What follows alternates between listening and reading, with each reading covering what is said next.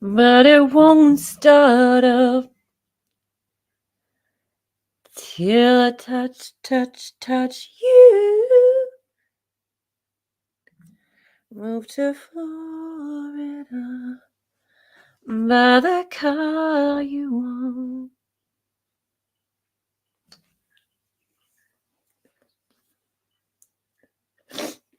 But it won't start up till I touch you. Hello, hello. Hello, hello.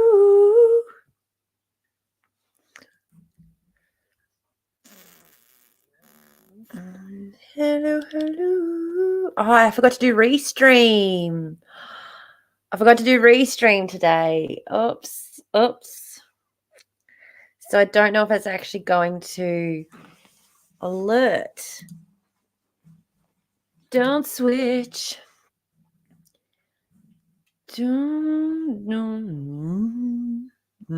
I hate this. I hate this so much. I hate this angle.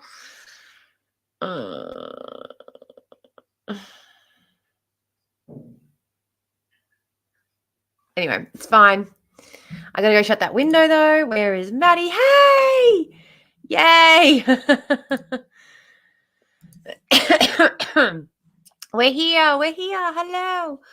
Matty is having some technical difficulties, so we're running a little bit behind, but it's fine. No, it is. I know. That's why I thought I have to go on live, because it was getting so late. I was like, I'm going to start thinking it's not going to happen today if I don't log on soon enough. If I don't log on soon enough, I'm going to start thinking it's actually not happening. And here we go. Just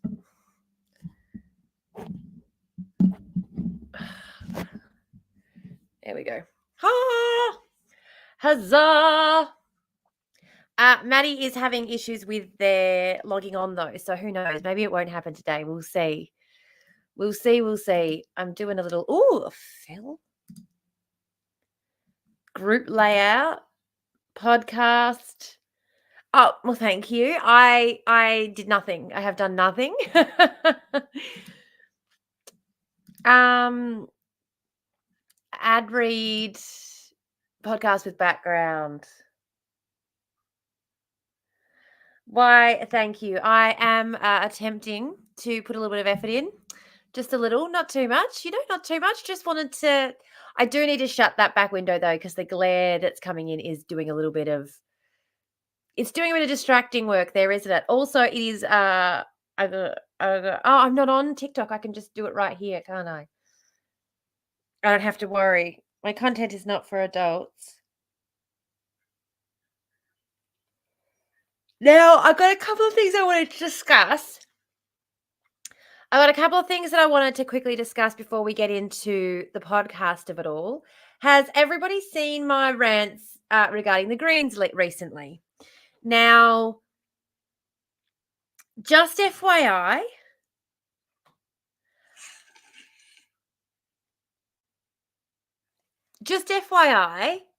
I have lost about 200 followers over that video. Which, I mean, I don't care, literally don't care, but I was surprised.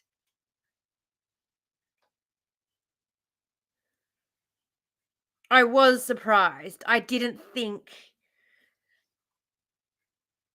Yeah. I didn't think that it would have that effect, to be honest.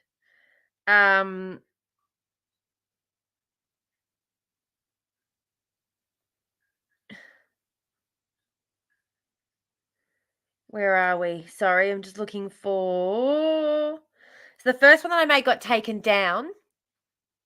No doubt if you've seen it, you've shared it. So the first one I made got taken down for bullying and harassment, which I thought was ironic, just a little bit ironic. Here we go. So it's not even been seen 600 times.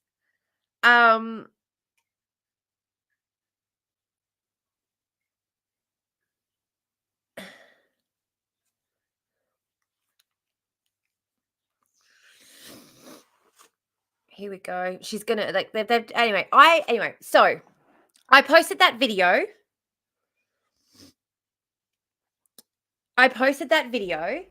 And I got a heap of people telling me, I got a heap of people saying that I was afternoon. Yes. So I shared the video about Dorinda Cox, about the bullying allegations that were happening in Dorinda Cox's office. Now, I have spoken about that on live before, so I'm pretty sure everyone in the live community already knows about Dorinda Cox and her bullying and her bullshit, because I've spoken about it on live quite a few times in this community. This is our safe space. This is the first time I've made a TikTok about it. And the only reason was because my best friend works within the Greens still, and my fear was that if I made a TikTok directly about it, they were all going to say that it was just coming from her and it was going to risk her job, because she's been working within the Greens and Dorinda Cox has been actively trying to get her fired from her role within the Greens where she's working now. She's not even working with Dorinda at all. Dorinda's actively trying to get her fired from her job within the Greens. Yes. No, don't worry. You don't need to check TikTok. Don't worry about it. It's all good. So I've spoken about her bullying on here before. Like we've had chats about it before. So let me just message Matty and see what's going on. So yeah, but I hadn't made a video about it literally only because I was worried about all good.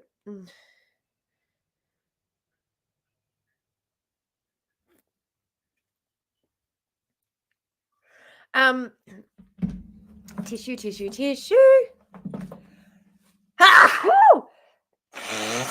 So the reason I hadn't made any TikToks about it was because I was worried that it would blow back on her, that there would be this, everyone would start going that I was getting the information that her, the Greens, in order to try and save face, would fire her to stop more leaks and things from coming out, because they did not show any interest in actually addressing Dorinda's bullying. My fear was that they would just turn on her as a way to, again, sweep it under the carpet. Well, she's where the leak's coming from. She's the reason Tamara is doing all of this, so we'll get rid of her and then maybe Tamara will stop. So that's the only reason I hadn't done it. As soon as I saw the article had come out, because I knew the article was coming for a while. I've known for about 3-4 months the article was coming. As soon as I heard the article was coming, I was waiting on TikTok, and I was like, as soon as it drops, I am making videos about this, because as soon as there is an article out there that I can point to and be like, this isn't just coming from me, there are multiple people. And then the National Indigenous Times released an article where it named 3 people, all of whom I know, Linnell, Louise, and Vivian. All 3 women who I know who quit within a 3-month period were her senior office management. When they said that she had 20 staff leave in 3 years, she's only got 5 staff. And those 3 key top roles, her chief of staff, media advisor, and the 3 key top roles, like her chief of staff, which was Vivian, media analysis, media advisor was Louise, and campaign organizer was Linnell. They were her 3 chief of staff. They have all 3 of those roles have been 3 times over replaced. Linnell was her longest serving staff member, and Linnell started in her media advisor role. Dorinda fired her from the media advisor role and put her on the campaign role without even discussing it with her. Didn't even give her the option, just dropped her down to a different role. Got a different person in the media campaign role who then quit, didn't last. Then got Louise in. Louise, who's the one who is looking at actually fucking suing. The shit that Louise had moved from a different office. Louise had actually been moved from a different office in a different, working for a different party for the Liberal National Party. She had a job working in a Liberal National office as a media advisor, and was moved into the Greens office because of the toxic workplace culture in that office. And when she turned around to PWSS and said the culture in this office is 10 times worse, PWSS turned around and did an investigation, and everyone shut trap. No one said a fucking word, because no one wants the Greens. Everyone's party loyalty. Everyone shut up because they didn't want it reflecting badly on the Greens. And so Louise was going on and on and on about it and saying, this is so much worse than anything I dealt with in any of the LNP offices, because everyone is just covering for this bitch because they're great. They don't want the Greens name being tarnished, because they're so worried about it blowing back on the Greens. No one's willing to speak up about what this bitch is doing. Hi, Speedy. How you going? How you going? Even MB came out of the dark to comment on your video because they know the history. Yeah. Yeah, exactly. I also feel like I need evidence outside of me too. And that's the thing is so many people do. So many people feel like they can't just speak on what they've been through without all this evidence to back it up. But this is why people are allowed to, like, the two witness rule is, again, all of it comes from Christendom. Yes, so much going on, sweetie. So much going. We are going to get into the podcast today. Don't worry. We're just waiting for Matty to sort out their issues with their technology. Okay, hang on. Let me see. I've got a message. One sec.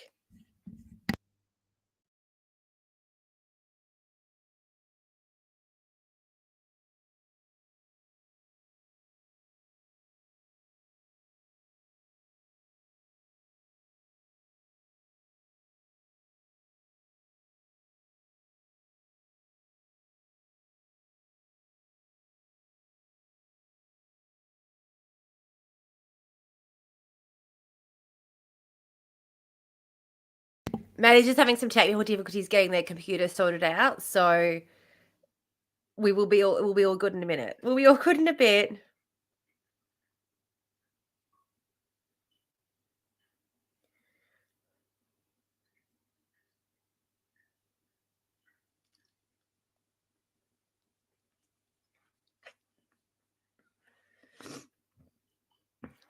Oh.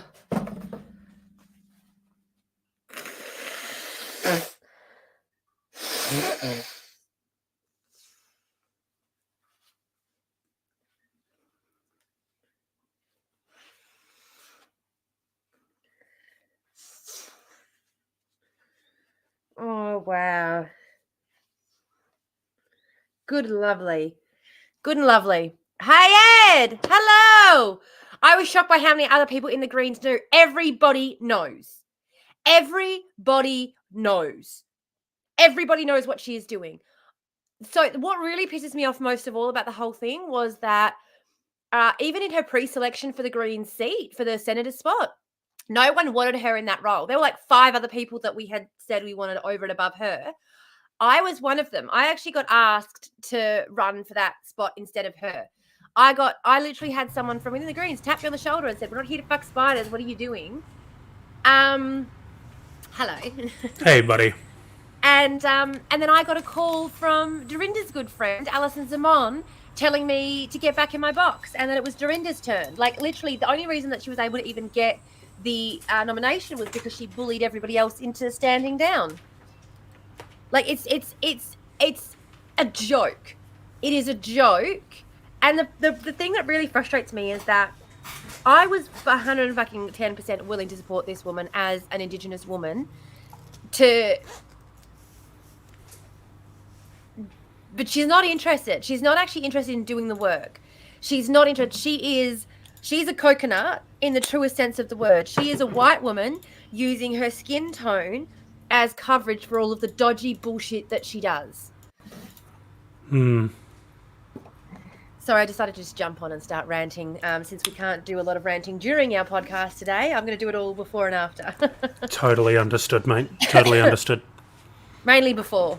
Because, hello, Matty's here. Yes, hello. Hello. Jacaranda is going for pre-selection in your area. Fantastic. If the Greens don't expel Dorinda Cox, I will be making a party in opposition to them that will literally be, if you like the Greens policies but don't like the way the Greens do business, if you think that Labor are shit and the LNP are literally just out for themselves, then you're smarter than most people out there. Come and join us. That's what we're going to be doing. Honestly, it is making me wish. It is really making me wish I had just fucking not. Honestly, hindsight is 20/20, I know, but there are so many decisions in my life that I would change if I knew where it was going to end up at this moment. So many. There we go. Hi, everyone. Hello. Sorry about that. Bit of a fuck around today. I'm going to have to turn your microphone down because it is quite loud. It's also what's the word? It's not great. Crackling. That's the one. Yeah, it's like crackling out. Oh wow, you're all the way down. You're down at like 17. Okay, let me just do some checks on my end. No, I'm just going to do Tinny, that's the word, tinny. I'm just going to reduce background noise and see if that helps. Bear with me a moment. There we go. Partner changing over everything on my Partner computer working from and home, borrowing. yeah, working from home, using my computer all day and just fucking everything up, unfortunately. My kids are so funny. They come in there and they go, all right, Mum, we're going to go to this website to do this thing with this thing, and we're not going to touch any of the settings. I'm not going to use the microphone. I'm not going to use the camera. I'm like, okay, no worries. I will touch the volume. I'm going to change the volume. Okay, no worries. You can touch the volume. Why haven't we locked her down for the party yet? Because Fatima's got like issues.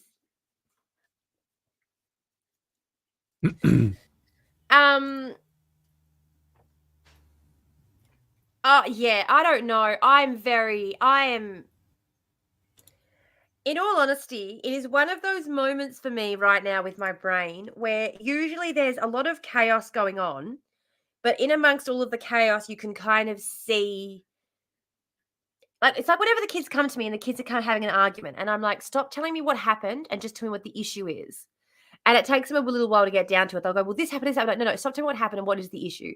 The issue is we both want to play with this toy, but we both want to play different games with the toy. Okay, right. That's the issue. Yeah, we've lost Matty. It's all good.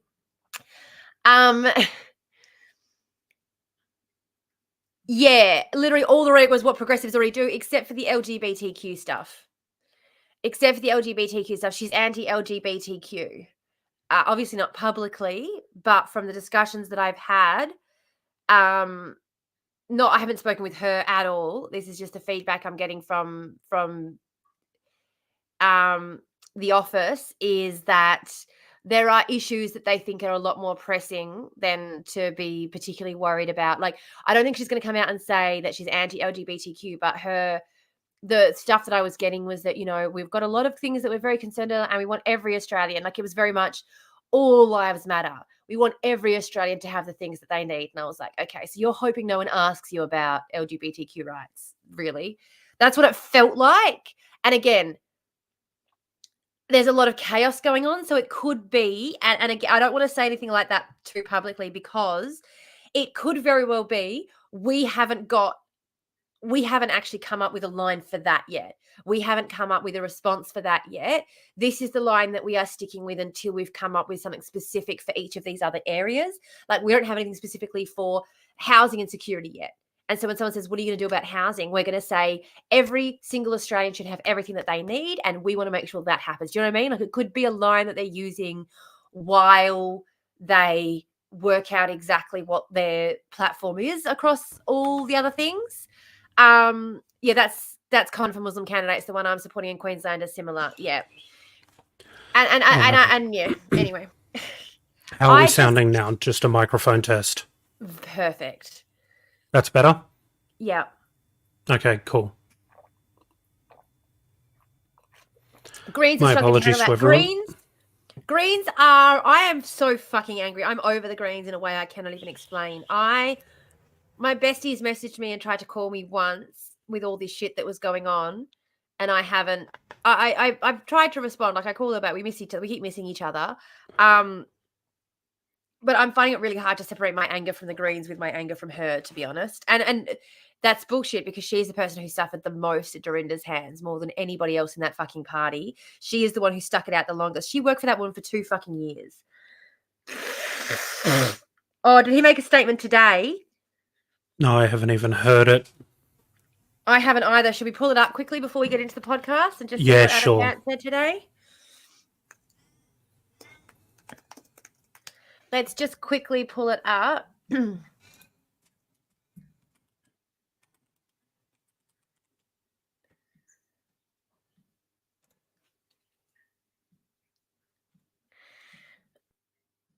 Okay, there's nothing. No, I don't see anything today. Does anyone have any breaking? Closest I've got is 3 days ago. Yeah, that's all I'm seeing as well. I mean, the Australian says that Adam Bandt's being coy over the bullying claims, which we already knew.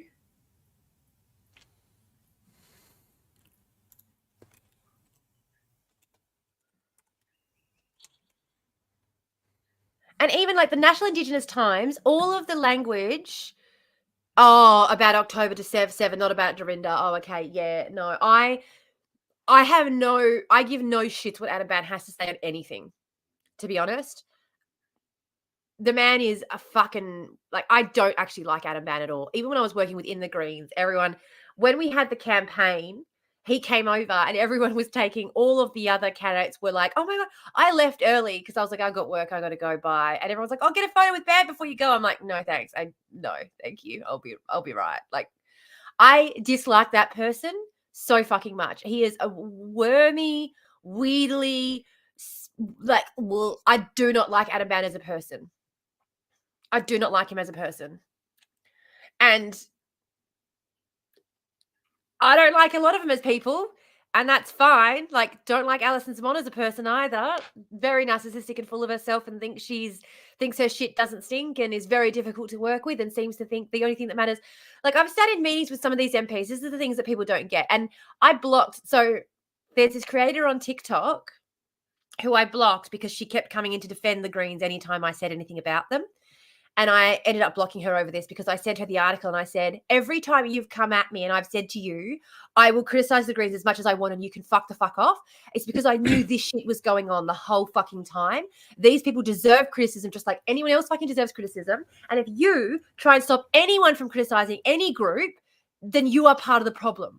And I got this response back from her that was basically going, you know, we need another alternative to Labor and to Liberal and the Green and to Liberal and Labor, and you can't just shit on them without giving people a viable alternative. And I'm just like, oh, fuck off! You are buying into the two-party line that the most important thing is dismantle Libs and Labor. No, literally, the Libs and Labor don't have any power other than what we are giving them. What we need is a better alternative now. And if the Greens aren't going to be that better alternative, then get them the fuck out of there. You're sitting there saying we have to defend the Greens because they're the best we've got, as though the answer to the Libs and Labor isn't just get a better alternative, full stop. Like, the idea that we have to protect them because they've built up this amount of power and we should help them hang on to the power that they have, fuck off. Fuck off.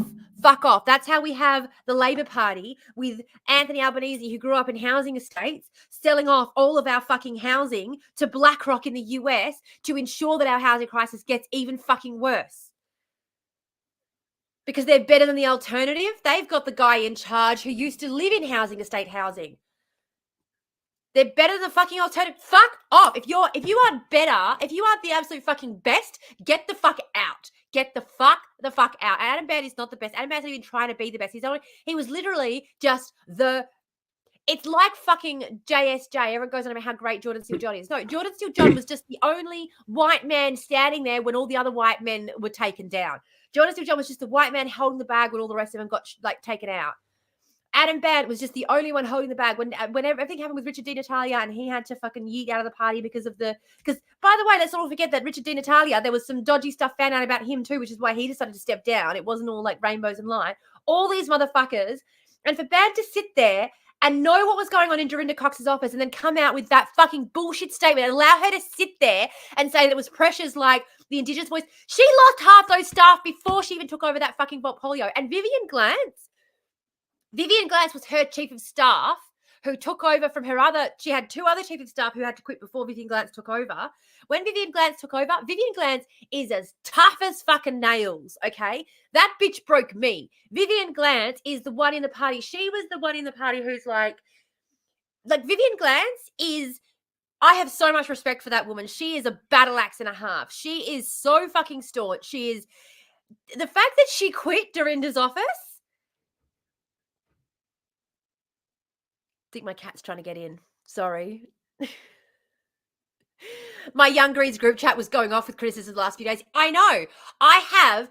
So after I made the first TikTok that got taken down for bullying and harassment, I had a member of the National Greens reach out to me, letting me know that they were trying to sweep it under the rug, that the statement they were going to come out with was very, very lackluster, and that someone had been told to keep an eye on my account specifically and make sure that they shared my videos and were downvoting them so they didn't get spread, so that they could, because they didn't want everyone getting, they didn't want all this anger spewing out before they had a chance to make their statement.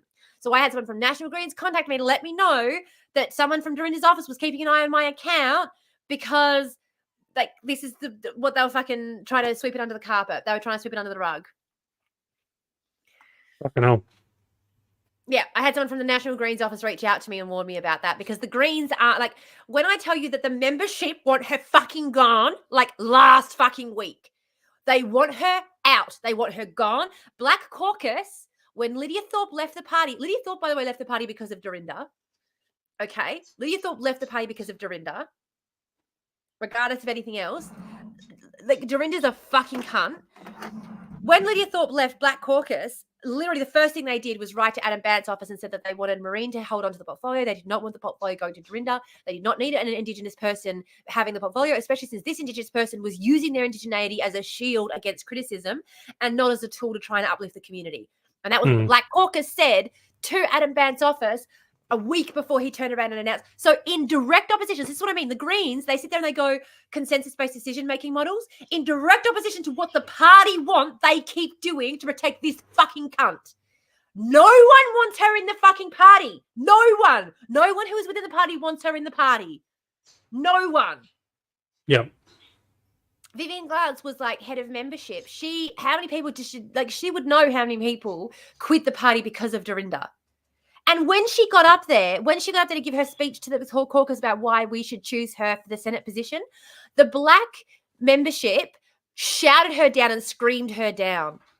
The Indigenous mob did not want her up there. They would have rather have a white bitch who wasn't even born in this country over Dorinda as their representative, because she does not stand for mob. She uses her skin color as a shield against criticism. And she did the whole way through. So when my friend went to PWSS and made their complaint, PWSS first of all, what they do is they contact the minister to get their feedback. So she calls up to make a complaint. The people she complains to call her boss and say, hey, Linnell's made a complaint against you. What do you have to say about that? Well, Linnell's a racist. I'm Indigenous and she just doesn't know how to work with mob. She's a racist. Other mob in this office have said the same. Ask Kylie, my friend who I've hired, who has no qualifications, who I brought up here basically just to stand by me, who, by the way, because I'm from Dorinda's country. I live down here where all Dorinda's family live. I live in the same fucking country that she's from. And when I tell you that all of them fucking hate her, she left because she went to be a fucking cop. She left to go be a fucking cop. Yeah.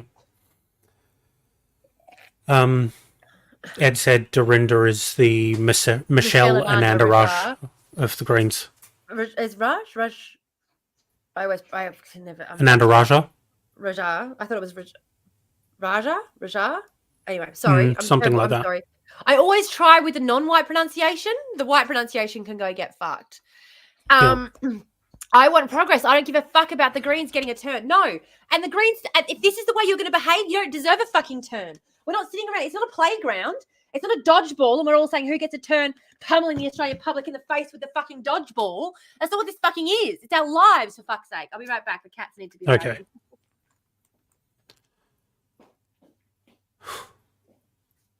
Well, hello, everyone.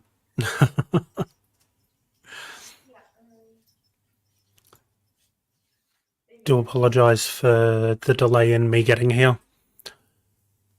Hey, Jane. Apologise for the delay in me getting here. Also apologise if I seem a bit out of sorts today.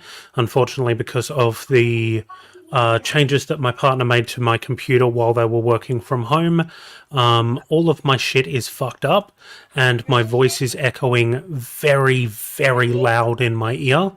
So I can't even hear myself talk, much less think. Jane, it is Tamara's read today. So yeah. But yeah, so if I seem a bit out of sorts, it's because my own voice is echoing back in my head over and over and over again. And I can't do anything about it if I still want to be able to hear Tamara. So yeah, sorry about that. What happened? My voice is echoing very loudly in my headset. And the only thing I can do to stop that is turn my headphone volume down. But that means obviously I can't hear you speak. So basically every time I speak, I need to turn my headphones all the way down because of whatever the fuck my partner did to my computer while they were working from home. Oh my... Oh no! Oh God, that's so frustrating.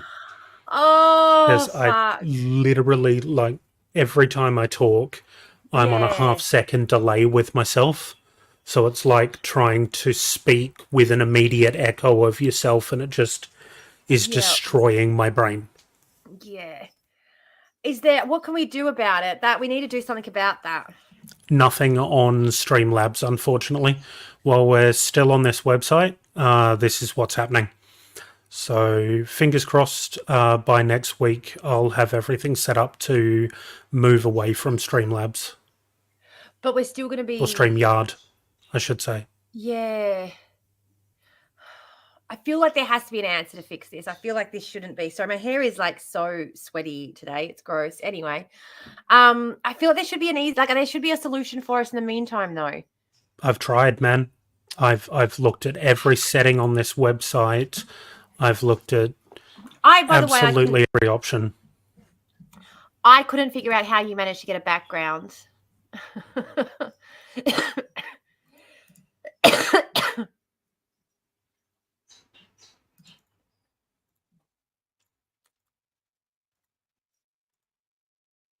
Yeah, but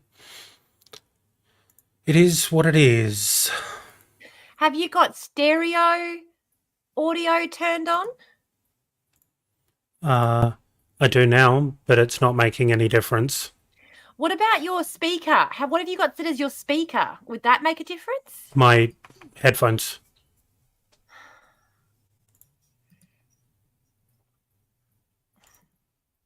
So yeah, that's not a lot I can do, really.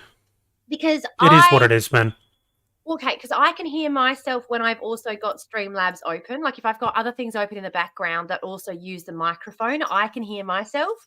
But I find that quite comforting, so it doesn't bother me. Like I'm constantly listening to myself, and I'm like, it's working because I can hear myself. Yeah. No, it's just going to do my head in for a bit. There's not a lot that I can do about it, so we'll just roll with it, and I will do my best to ignore it and not complain. All right, well, I will go get my notebook then because it is my turn to read today. So I'm just going to do a cone quickly. Let's do a little bone cone time, and I'm going to make a note of what time we started for editing purposes because editing has been actually driving me crazy, guys. I'm ready to fucking scream with all the fucking editing. Oh my fucking God. Editing is the fucking worst. But yeah, I've not found a solution to this issue. I've tried, I've searched everywhere, and genuinely, if one exists, it is beyond my understanding and my knowledge. Yeah, we'll figure it out at some point. We'll do it. Yeah. So it's my turn to read today, and we will have to remember though when we go back to Streamlabs, we've got to remember to mute the drags. Yes, of course. That's the only downside. The only downside. Here we go. So, holy shit, the amount of notes I've got on this today, guys. I apologize. And it's not even that I haven't even got all of it in here. Some of it is still on my phone. We are going to have to do a little bit of backward and forwarding. Okay. It's going to be great. It's going to be great. So,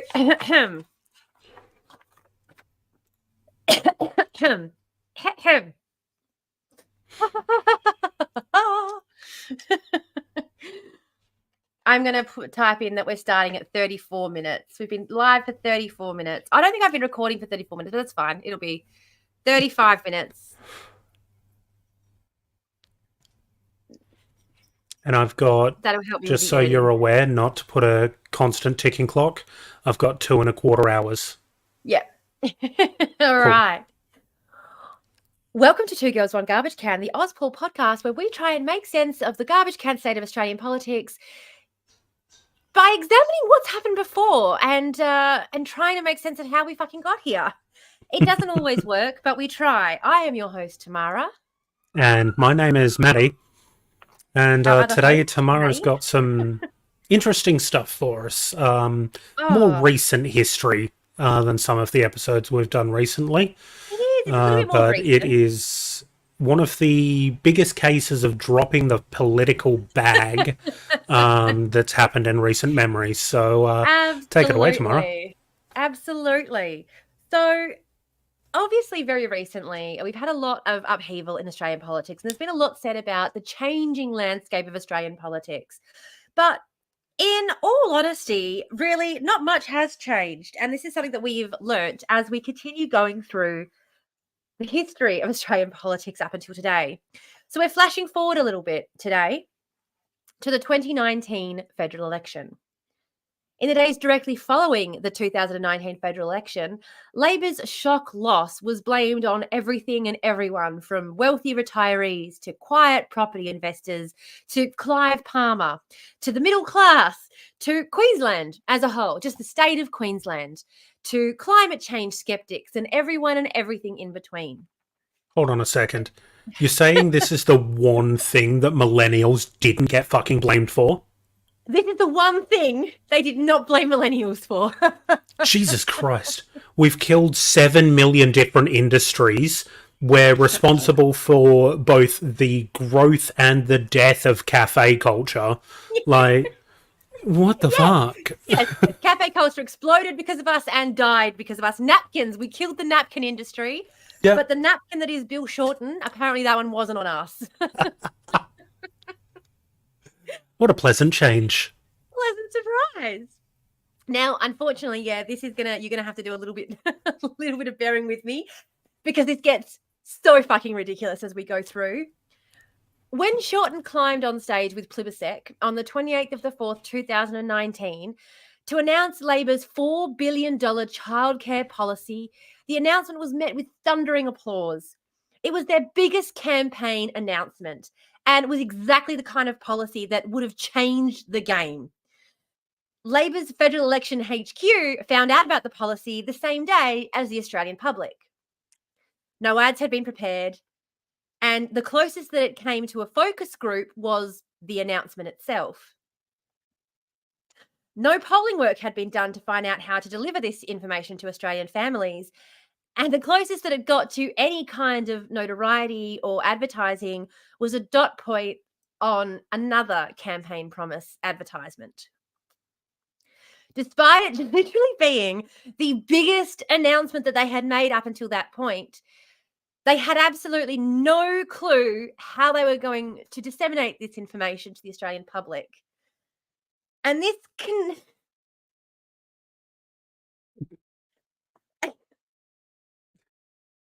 $4 billion! I just want to reiterate that. Just on a whim. Just on a whim. And in fact, it was only after they announced it that the ALP campaign director, Noah Carroll, began researching how best to ensure this information was disseminated to Australian families and to do some polling over the best way to deliver this information. Yeah. So suddenly, when we find out information like this, suddenly we all feel a little bit less shocked at the idea that Labor lost the election, right? I don't know, just finding out. Just finding out that Labor's Federal Election HQ found out about that policy the same day as the Australian public. The fact that bro jumped on stage and dropped a $4 billion package like Joe Biden drops $20 billion to Israel. Like, the fuck? The fuck, yeah. Didn't run it by anyone. No. Now, this could obviously, in hindsight, can be seen as a reaction to the 2nd of the 4th announcement by the government at the time. Josh Frydenberg had announced a surplus in the budget, and this had rattled Labor. Labor had been counting on the really bad state of the economy at the time and the promises that they were going to make to help correct it and bring us back into the black to carry us through that election. When Frydenberg announced a budget surplus on the 2nd of the 4th, Labor suddenly started dipping back into their policy pile to find something they could use to then change the conversation away from this latest announcement, from Frydenberg's latest announcement. If they'd been paying a lot of attention to the Australian public, though, and how the Australian public received the announcement of this surplus, they probably wouldn't have been as worried as what they were. However, this was also just a symptom of larger problems within the ALP's 2019 election campaign.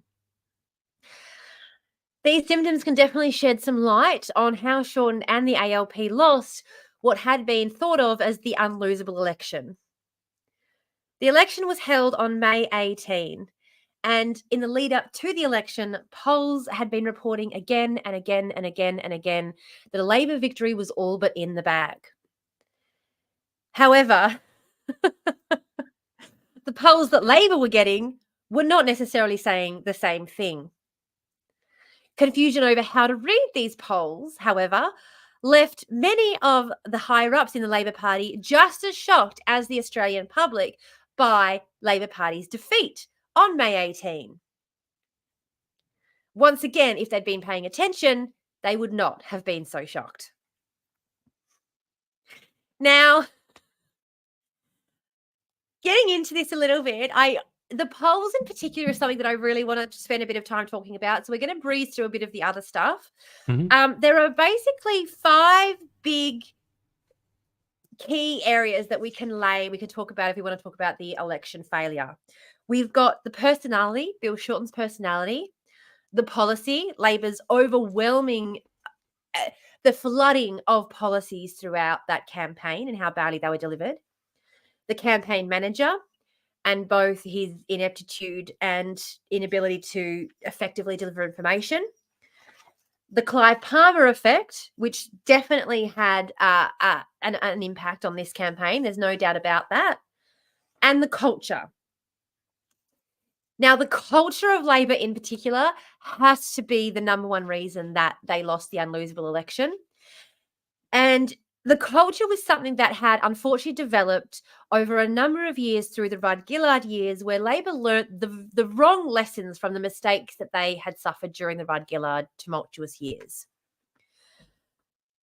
We need to sort of get into, in order to be able to sort of understand how all of this happened, we're going to have to go through it bit by bit by bit. And I apologize because, again, with my chaotic brain, I know that a lot of people are going to be like, hang on, wait, how does this all link up? But just by giving you a bit of an overview as to where we're going, I'm hoping it's going to make it a little bit easier for people to understand. So, starting off with the policies, because as we saw from that $4 billion announcement, the policies obviously were a big part of Labor's election campaign, and their inability to adequately convey all of the information in these policies to the Australian public was a key factor in the reason they lost. Communications, man. Who'd have thought they're necessary for politics? Communications. I made this point to someone when they were talking about Joe Biden. Everyone was going, oh, everyone's making a big deal about Joe Biden being such a sucky president, but really, what does a president even need to do? And I made the point, communicate. The only thing you need a president to do, arguably, is to communicate with the public. And Joe Biden cannot fucking do that. End of discussion. End of. Yep. The president is literally a big talking mouth who communicates. That's what you need him to do. And that is what we needed Shorten to do as well. And unfortunately, Shorten suffers from a lot of the same issues. Now, taking any big policy to an election is risky if you are coming at it from outside of government. Whenever you are looking at an election strategy, and this is, just a little bit of behind the scenes for you all, when you have an election, whoever is in government has a lot more chance to talk about what they are going to do after the election, to talk about the campaigns, their policies, and the work that they are doing than anyone who is trying to get into government. It does not matter what is going on, because you can have press conferences about things that are completely unrelated to the election and slip in talking points about your election promises. If you are going to an election from office, you can afford to make big policy proposals. You can afford to make big changes. If you are going to election from outside of office, if you are coming in as the opposition, you can't. You have nowhere near as much opportunity to try and explain your policies. So if you are coming in from opposition, you are coming in from a weakened position. You are on the defense from the get-go. And the Labor Party did not approach this election like that at all. They decided to take a different approach, which I can understand why, given how badly the LNP was doing in terms of they had just had, the Turnbull, fucking Abbott, they just had a big spill of their own. There was the sports robo-debt had come out, robo-debt. We had all of these other sort of issues, We hadn't yet had the announcement about sports rorts, had we? That hadn't happened yet. I don't know. I don't think No, so. no, sports rorts didn't come out yet until after Mhm. the election. Yep. Sports rorts didn't come out till after the election. Either way, but they were doing sports rorts during the election, like they were literally paying to try and win certain seats. Anyway, so whenever you're trying it, they obviously thought that the LNP were in such a weakened position that they could afford to take this big, bold, multiple policy platform to the election. Now, Mhm.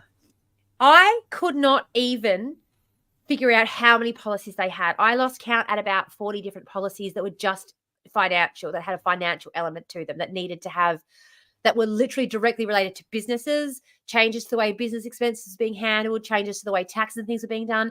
I counted about 40 policies that they had taken to the election that had financial elements to them that needed explanation. There was no fucking way they were going to be able to explain all those policies on the campaign trail. It just wasn't going to happen. Mhm. So taking big policies to an election from opposition is a risky game to begin with. You're at a massive disadvantage in terms of all of these communication opportunities. And for a Labor campaign, you've got the double whammy of having a bad reputation when it comes to spending and taxation. Now, Labor announced more than 20 fully costed taxation-based policies during their campaign period. Fully costed means there is a lot of information to disseminate about each of these policies. Yeah. Yep. A lot of information. Mm. Now, unfortunately, what this meant was that there was just a lot of opportunity. And also, because these policies were being... Now we're going to go into the culture a little bit. Okay. Honest to God, I feel like it's, oh God, this is the other problem. I've now had 3 weeks, guys, to just read and reread and reread all of this. And so there's all these bits and pieces that are popping into my brain at the same time. So one of the other big problems that we had is the way that Shorten governed, the culture that had sprung up, okay? And this is one of the reasons why this is one of the reasons why this happened, okay? Because everyone was really quick to blame Bill Shorten and his personality, public-facing personality, but there were bigger issues within the party. So, the culture. During the Rudd-Gillard-Rudd years, Labor learned the wrong lessons. Shorten used policy promises, okay? So he would go out to his ministers and he would use policy promises as a way to get ministers on side. And his financial team, Chalmers and Bowen, who's finance, and Chalmers being a minister for, what do you call it, treasurer. Mhm. So Minister for Finance, Treasurer, and his treasurer realised very quickly that they might be able to tinker around the edges of these policy, but they did not have the ability to pull anything out, to cancel anything, to veto anything, to just say this isn't going to work as far as financial or budgetary concerns. This isn't going to work. Like, this is too much. We're not going to be able to. So the culture that had developed among Labor was Shorten wanted everyone on side. He wanted to get unity and harmony. There weren't going to be any arguments. And so Mhm. everyone was going to get what they wanted. And it was up to Bowen and Chalmers to make it happen, basically. Right. And this fucking didn't work, obviously. This just meant that they had far too many policies with far too much information in them, far too much detail to try and be, explained to people. And taking all of these big policy ideas to an election from opposition was already a fucking risky situation, okay? Now, since the 1950s, only 3 ALP governments have won from the opposition. Gough Whitlam, Hawke, and Rudd. What do all these 3 have in common? Like, you cannot think of any of them without knowing, like, anyone who fires their employees today is a bum. Like, what do we know about all of them? Like, their personalities. They were known for their personalities more than they were known for their policies half the time. And no one can say that about Shorten, okay? No. So to win from opposition is already a struggle. And given the fact that the only since the 1950s, only 3 ALP governments have won from opposition, 1950s being important because this is when every Australian household got a TV. the way we communicated changed remarkably in the 40s and 50s. So only 3 ALP governments have won from opposition. Whitlam, Hawke and Rudd, all with massive big personalities, and this is not something anyone could accuse Shorten of having. Can I just clarify something? Yes. You say they've only 3 have won from opposition. I'm just confused by what that means, I guess, because isn't any change of government a win from opposition? No. Okay. So if the incumbent government, so whenever you're talking about winning from opposition, it means that you weren't the incumbent government before the election, because being the incumbent comes with certain benefits that it doesn't matter if we stop like when they make the announcement for that where campaigning has actually begun, the election's been announced, we're freezing government. A year's worth of campaigning has happened before then that everyone wants to ignore and pretend didn't happen. So everyone goes, we don't have a government. And so every time a government wins, it's a change of government.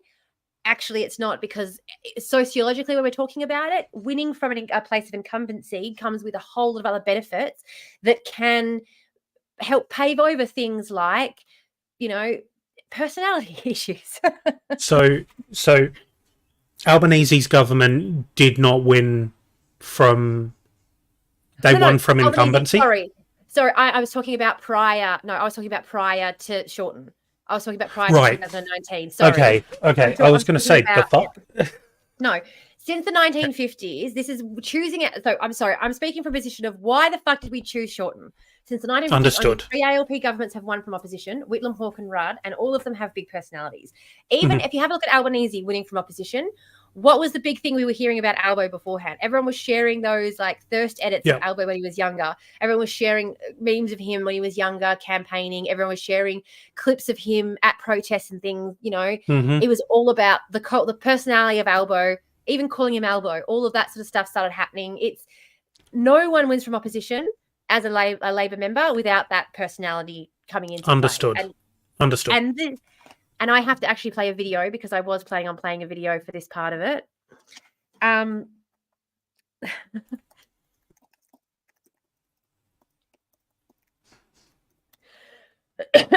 This was the most popular. Hang on. I'm just going to play you this quickly, guys, because, whoops. Cancel. Copy.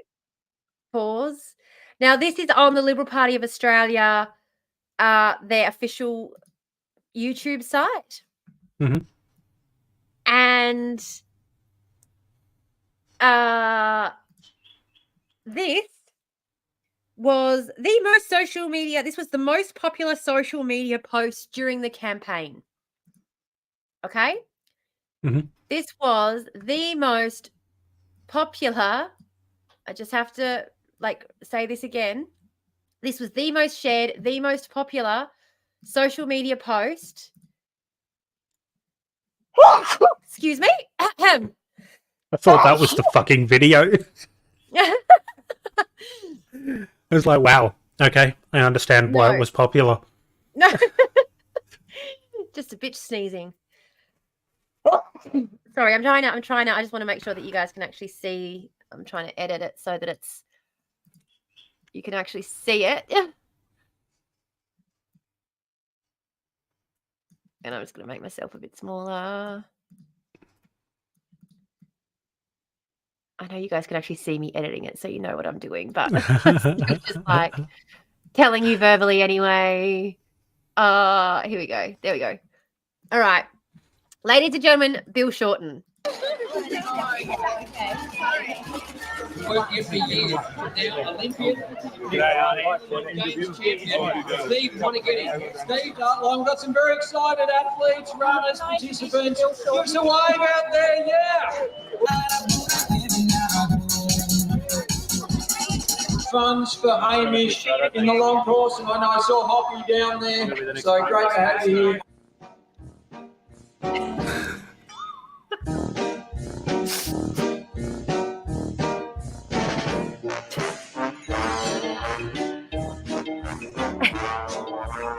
What's your favourite type of lettuce? Yes. Yeah. There you go. Yeah, they love that. Why is he picking what they're eating? If you had a friend who was perhaps on the large side, the chubby side, and they had 10 Big Macs a day, yes, there's a cost to not eating the Big Macs. But in the long term, it's an investment, isn't it? Thanks very much. No, how long does the thumb wrestle go? That's done. 2. I'm going to go.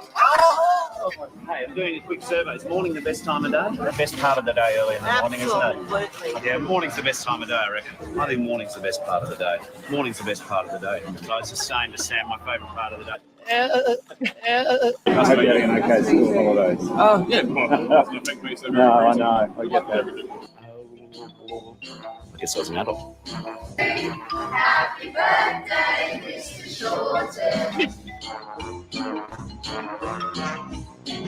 Oh, no, you're very handsome. A patch-up job and snake oil salesman from the snake oil from the salesman. Mike, we'll get some mushroom. Makes me wonder. Oh, I'm on Mike. I can't show off.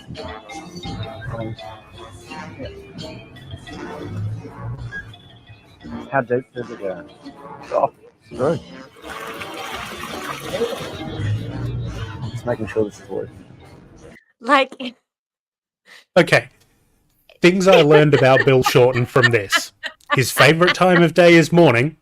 He eats tacos from the middle like a fucking weirdo. He is literally spare parts and he has no idea how to drive a stick shift. What the fuck? Mr. Shorten. so this was the most popular social media post during the campaign. It was created by the official Liberal Party of Australia, and it was shared Lord. something like 100,000 times. Good lord. Yeah.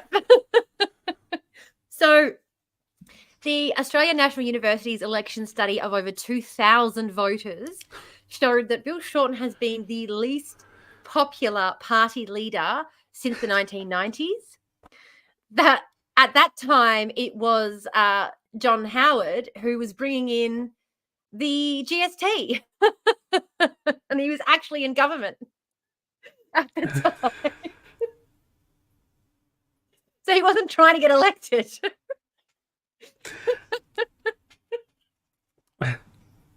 Yeah. Sorry, I just saw Lily's comment. I What- wish I what? was the me I was before seeing that.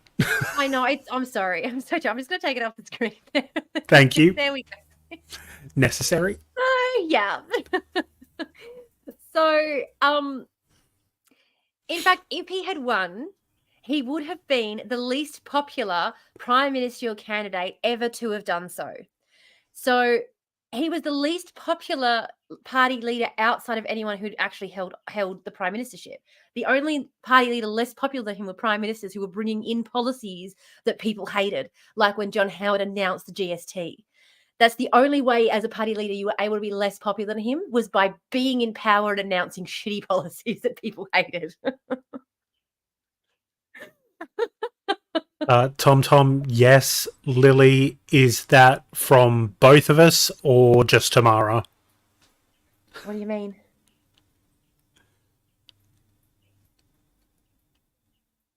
Are you not seeing the comments, bud? Oh no, I am, but I don't know. I'm because I'm trying to keep on track, so I haven't been paying attention to where they're coming Apologies. up in relation to this. So I'm not sure.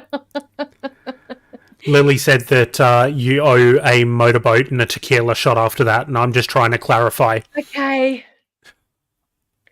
You should have to pay tease fines. Yeah, I was going to say, when I realized what you were talking about, I was like, oh yeah, that's definitely for me. Like I'm the one who I figured as video up. much. That's definitely my fault. Would you like to do the motorboating, or do I do the motorboating? That's the. I can do a little. Okay, so, given the fact that if he had won, he would have been the least prime ministerial candidate ever to have done so. How on earth did this guy become the leader? How on earth did he get the top job? Well, many within the ALP refer to it as being his turn. And in fact, one of the people who was interviewed after the election, when the question was raised, how was it that he was able to get the top job, The response was, well, it's best to get it over with.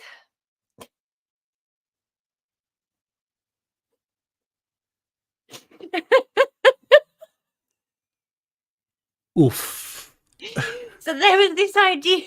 I know. Can you imagine your friends being like, oh, it's Jimmy's turn. Let's just get it over with. We'll lose this one. We'll get him next time. It's fine. It's fine. If we don't give him a shot, he's going to bitch about it for years. Well, it honestly, he'd been bitching about it for years. It was that point where it was like, oh, we have to get it over with. He's not going to stop unless we do. Like, there was this, honestly, there was this feeling within the party that they had to, or he was never going to go the fuck away. Based on, yeah. So now the fact is, Shorten may not have had the charm to pull in the Australian public, but he had the political finesse to topple not one, not two, not three, but 4 sitting Australian prime ministers. So while he didn't have the personality and he wasn't well liked, he was well known as having some very cunning, underhanded tactics that had done the ALP some massive favors. So many people don't know this, but Tony Abbott can lay his demise squarely at the feet of Bill Shorten. While the reason we had the Abbott, we had all of this stuff that came out about the Liberal Party in relation to how they were using. Remember the helicopter, the bitch who used a helicopter to fly from Melbourne to Geelong? Yep. That we found out about that because of Shorten's office. Shorten had a group of guys. He had a group of 6 guys who were all like juniors within the ALP office, who it was their job to just basically go through shit and find dirt. And they would then, without tying it to the ALP, so trying to do it in such a way that it wasn't coming from the ALP, would leak these stories to certain news articles, news groups to try and get some traction out there. And negative then coverage. A couple of days later, after it had been out there for a bit, then Shorten would come out and say something like, I'm just so shocked to find, I cannot believe someone would use a helicopter. It's an hour's drive. Who needs to fly a helicopter for a fucking hour's drive? Are you kidding? Meanwhile, Shorten had known about it for 6 months, acting shocked like he just found out, waiting for the perfect time to drop it. And that helicopter story is what ended Tony Abbott's political career. And that came out of Shorten's office. The story that ended Malcolm Turnbull's career came out of one of these Shorten guys. There is pretty much, even the Rudd-Gillard-Rudd, everyone lays the Rudd-Gillard-Rudd fiasco at Shorten's feet, but the power that this man wielded behind the scenes is probably the only reason that anyone gave him a turn at the front. There was a little bit of this idea with Shorten that he seemed to know how to play the game really well, even though he didn't have the personality, he didn't know how to sell himself, he didn't have the finesse necessary to be in front of the camera. He obviously knew how to play the game well, because he'd managed to topple 4 sitting prime ministers. This is someone who knows what they're doing. He must know how to do something right, at least. He knows how to do something, absolutely. So then we get on to the campaign itself. So Shorten it's his turn. We have to put him up. He's been asking for it for years. The culture that he's managed to get everyone on his side by giving them what they want, by promising him that he'll say yes to their part policies, and everyone's getting their policies that they want through, to the point that Labor have far too many fucking policies going to this election. And it's actually going to be one of the things that buries us. But anyway, the next thing that we kind of have to get to is the campaign itself. Okay. Now, there are 3 factions within Labor, but there are 2 very distinct factions, the left and right faction. The right faction is a lot heavier weighted than the left faction, and people do not realise this. The right faction is very heavily weighted in the Labor.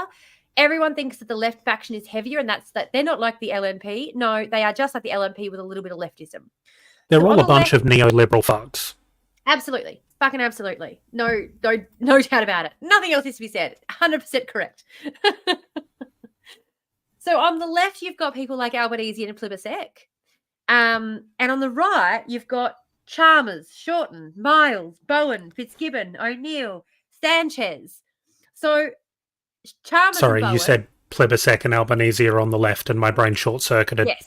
Yeah. Plibersek and Albanese are on the left. So that's why Tanya Plibersek was Shorten's second, because she's on the left, Shorten's on the right. Plibersek is on the left.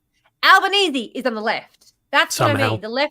The left of the party is not the left of the party. I keep trying to point this out to people. It's very, very frustrating. Dreyfus is apparently on the left. Mark Dreyfus is apparently on the left. Really? Jesus. Yeah. Yeah, okay. So just, yeah, exactly. So,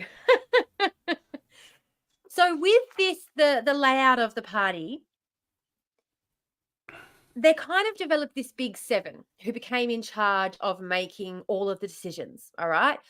This is why the policy and the confusion and everything managed to go the way that it did without anyone having done any polling on these policies.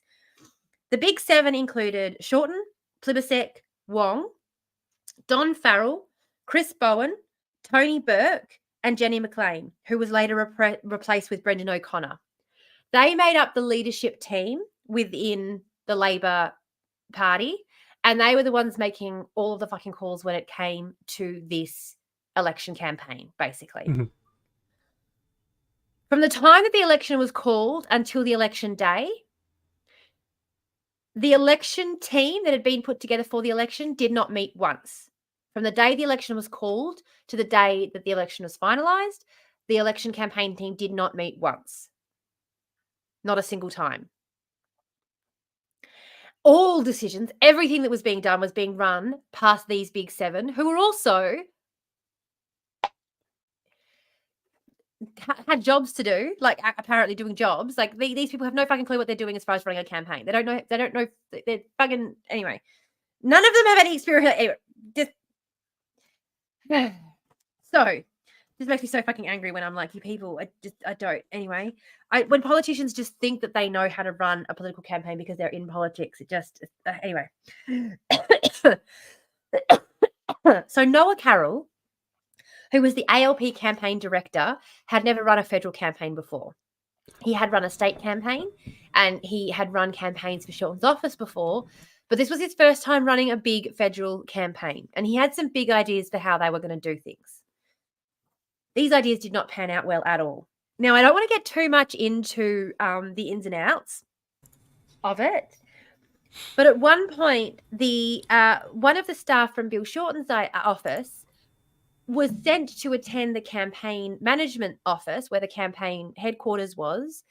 And reports from those who were present in the campaign office during this time stated that her job seemed to be to go from desk to desk asking what was happening and if anyone was doing anything and if anyone knew what was actually going on with the campaign. Okay. No one had a fucking clue what was going on with this campaign. Everyone was just in their fields doing their little jobs. There was no wider campaign direction. There was no bigger campaign. She kept asking if anyone had the campaign. Does anyone have the campaign plan? Does anyone have the campaign prospectus? No one had any fucking clue what she was talking about. Her job just seemed to be wandering around all day going, has anyone got a plan? Has anyone got a plan? And no one had a plan. Hello! Yes. Oh, hey, Kim. So, one of Noah's really, sorry, I'm trying to look for his surname because I don't want to keep calling him by his surname. One of Noah Carroll's top,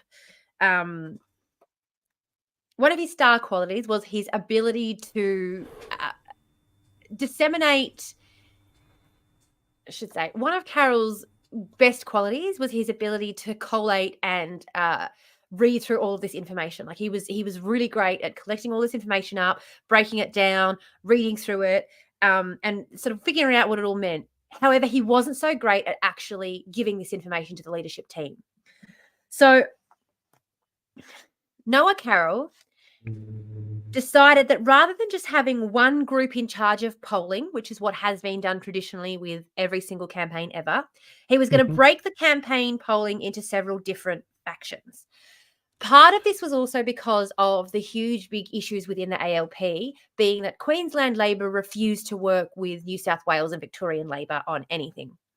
And so part of the breakup in polling was also because of factions within the party that made it really difficult for Carroll to get everyone on page together. Mhm. But this basically meant that in the end, Noah Carroll had information from polling and things coming from 7 different sources. 7 different sources of information that he, as the campaign director, was receiving. Now, the way that this worked with, say, for example, the Liberal National Party was that they had one team that they hired who then collated all of this different information from everywhere, and then it was that person's job as the head of the polling office to jump on a Zoom call and explain all of it to the leadership team within the LNP. Mhm. However, Labor, what they decided to do was Carroll collected all this information, and him as the campaign director, he tried to explain it to the leadership team. But the leadership team often couldn't understand what he was saying and had questions about the information that he then couldn't answer because it was information he hadn't necessarily looked into himself. I know, it's really frustrating, not just like losing your mind listening to all of this shit, isn't it? Everything about this campaign, and as it seems, the Labor Party as it stands today, is that there is a catastrophic lack of communication or the ability to even communicate. They aren't communicating at all is exactly the point. There is no communication happening within this party.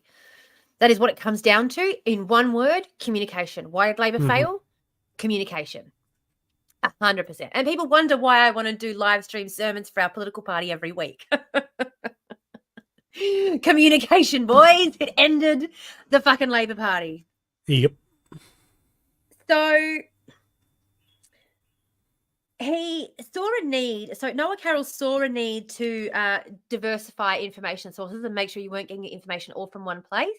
But he wasn't the right person to be disseminating this information back to the leadership team or anyone within Labor, to be honest. There was it was like the information was being collected and it was just sitting there and nothing was being done with it.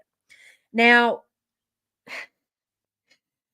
after the election, it was revealed that the ALP had the same group doing their polling as the national, as the oh, fuck, I didn't write it down because I was like, you don't need to look this up. You know who they are.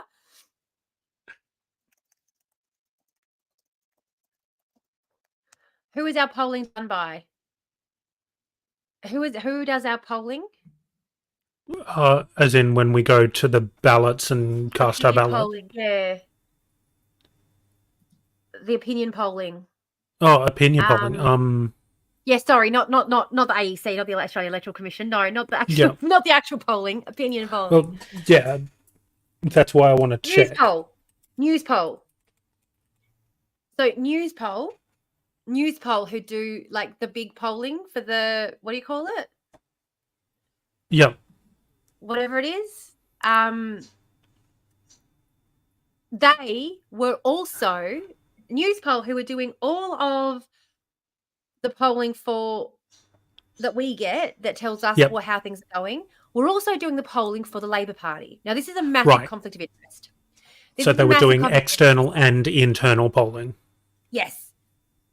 Now, the reason this is a massive conflict of interest is because if you, for example, wanted to affect the polling, you could simply tell the Australian public the polling was doing something different to what it was doing.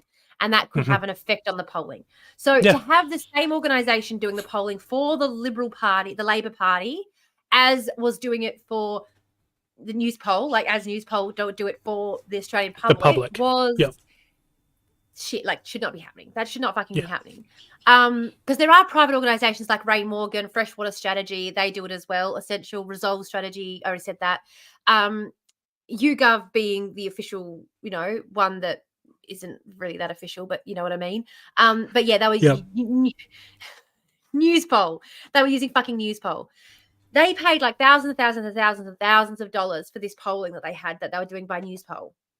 News poll have come out in a report. They have released all this information that shows that they have said that they were not using the same information to do both polling, which they absolutely should not be, because the way that your nightly polling is done on the news is they will call a location. They will call a seat that is like a marginal seat. They will ask certain questions in a certain way.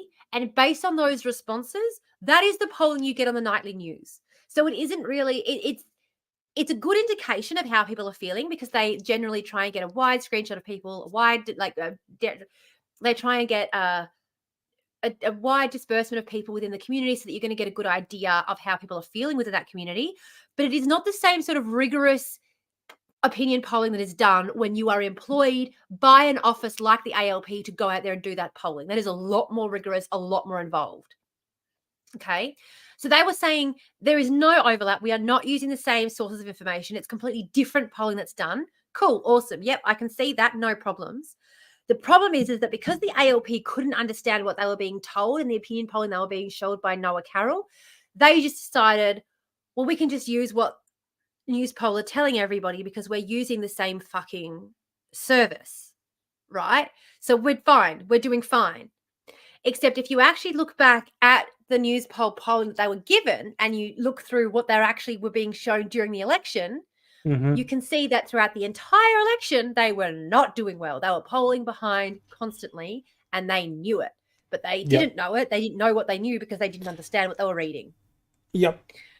So as someone who does campaigning, looking at that, I was like, you guys are within the margin of error the entire fucking time. You are not ahead once. You are not ahead at all, not once, this entire fucking time. But they were talking and acting as though they were ahead because that's what the nightly news polling was showing them. The stuff that is based off ma and pa sitting on their couch overnight, your opinion, not based on what's actually going out in the community. Yep. So the idea that these quiet Australians is the reason that we won because the polling just wasn't reflecting what real Australians thought. Maybe people were lying to the polling. No, the polling that was actually being done showed that this was going to happen.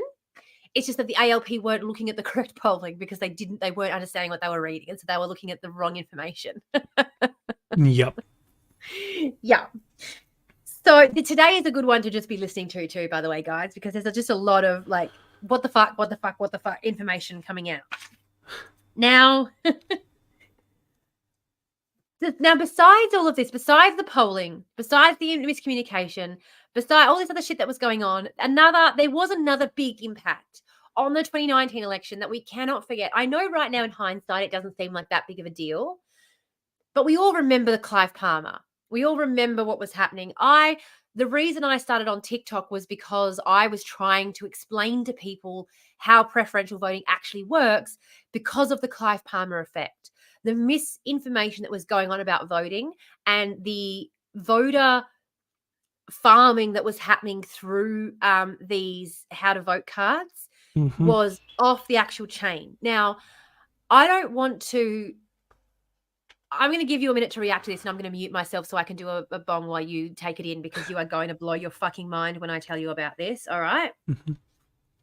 The ALP, the Liberal National Party, and the Australian Labor Party, the Liberal National Party, and Clive Palmer's United Australia Party spent a combined $120 million on election campaigning, okay?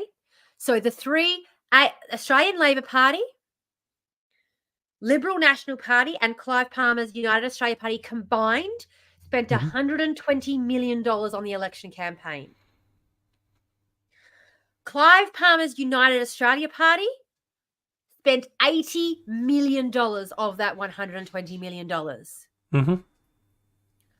Clive Palmer's United Australia Party outspent both parties combined, and during the same time period, they spent more on advertising than Macca's, Telstra, and any of the big banks.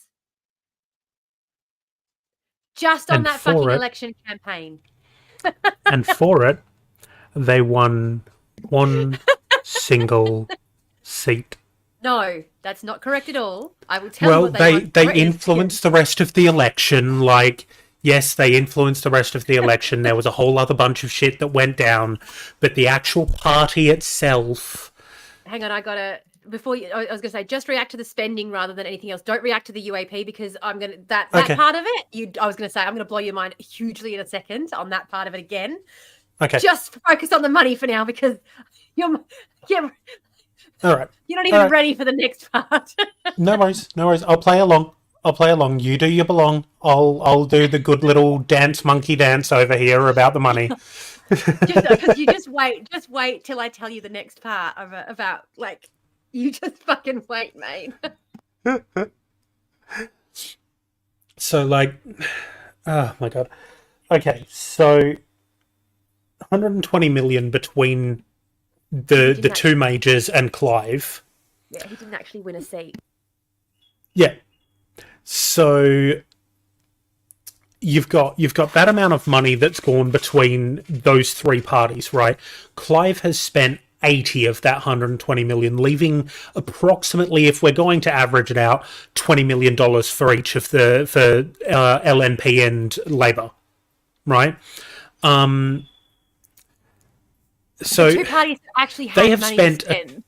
Sorry, dude. When I'm talking, I have to mute my headset, so I couldn't hear anything you were saying.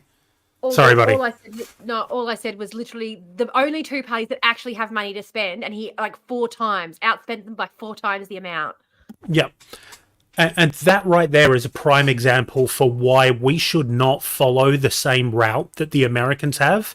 We should not allow businessmen to come into politics in this country while they have ongoing major business concerns that can be impacted or affected by policy changes.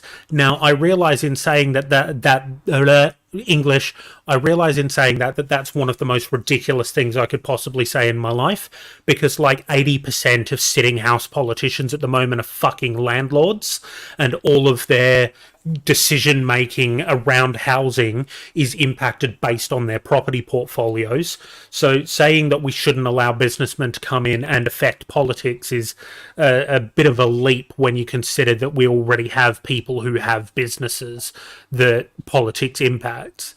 But I know what you mean, though. I know what you mean. Yeah. So, like, the fact that this dude can come in and drop $80 million, and as Tamara said, that's more than the amount of money that was spent by any of the banks, by Macca's, by Telstra, by any of the big companies. Yeah, don't worry, Lily, I was too. Yep. Same thing happened to me, Lily, don't even stress. Also got distracted. I was trying to think, and then suddenly midriff and short skirt. Oh, fuck, sorry. Sorry. Do not apologise. No. It's quite warm here today. Yeah, it's warm as fuck. That's why I've tied my hair up. And also, I am currently not wearing pants. I am going to have to strip in a second. I'm going to have to take this shirt off and go put another shirt on, because I had another shirt on that was even more showy than this one. Like, it was really low cut, and I was like, oh, I'll put this one on. But I'm actually quite warm. I'm going to have to... That was a gift, and I'll always treasure it. Same, Lily. But yeah, like, don't even stress yourself. Wear whatever's going to keep you comfortable. This shirt is way too warm. It is very thick. And before this, I was wearing, like, a pair of tracksuit pants. So just before the stream started, I had to take them off, and I'm just in a pair of boxers, basically. Yeah. I love it. It is too warm. I love it. It is too warm. Yeah, I got my tennis skirt on for exactly that reason. Oh, where did I put my tissue box? I just bought. There it is. I was gonna say I just went and got a new tissue box because I ran out of tissues. I vacuumed yesterday finally, and the hay fever's finally calming down a little bit. So I think it's helped. Mine's going wild. Yep. But 4 cats in the house. I honestly realised. Same. 3 cats in the house, and I realised it had been a month since I'd vacuumed my sewing room, which is where I'm sitting right now. So there's like cotton and fluff and all over the place. I'm like, yeah, that's probably why I'm sneezing all the time, Tamara. Vacuum the fucking carpet. Anyway, done now. It's fine. You can't tell. Like, it doesn't actually, because it's just fabric all over the place, it actually just looks fine. You know what I mean? Everything kind of blends in. Yeah, it all just blends together. Yeah. Anyway, so, yes. So all right. So, here we go. Playing along. We're playing along with Palmer's big spending. Yep. This big spending. Okay. So, Here's the really, really interesting thing about Palmer's big spend. Palmer is the only reason the ALP, well, sorry, not the only reason the ALP, I should say. Palmer was pretty much the only reason that the LNP was able to hang on to its vote share. The coalition's, sorry, my throat's gone all squeaky, one sec. I think you might have just muted yourself. Yeah. You missed it while you were coughing. Oh, damn it. You heard the cough and then you... Sorry, me trying to be nice and it just never works. Anyway, whatever. That's appreciated. The thought was there. Thought was there. So the coalition's primary vote actually went backwards during the 2019 election. Hmm. The coalition had less of the primary vote than it has ever had at an election before. However, the same was true of Labor. Neither of the major parties has managed to get more than 30% of the primary seat in the last half dozen elections. Sorry, no, not even last half dozen elections, last 4 elections. Since Kevin Rudd, Labor hasn't got above 30%. Meanwhile, during this particular election, 2019, Labor had its lowest primary vote since the 1930s. Yep. What this shows us is that more and more Australians are understanding how preferential voting is working, and the 2 major parties are receiving less of the primary vote than ever before. However, there are certain areas in which the vote share is increasing for the 2 major parties. For Labor, the share of the primary vote is increasing with college-educated white men, i.e. those who are concerned primarily about ensuring their economic prosperity historically. Mm-hmm. These are the sorts of people who historically would have been seen as more conservative voters and the sort to vote for the LNP, for example. Yep. The Liberal National Party. With the Liberal National Party, their primary vote share has increased with the same With sort of people racists. who used to be Labor voters. That of blue-collar workers in the outer suburbs, often uneducated.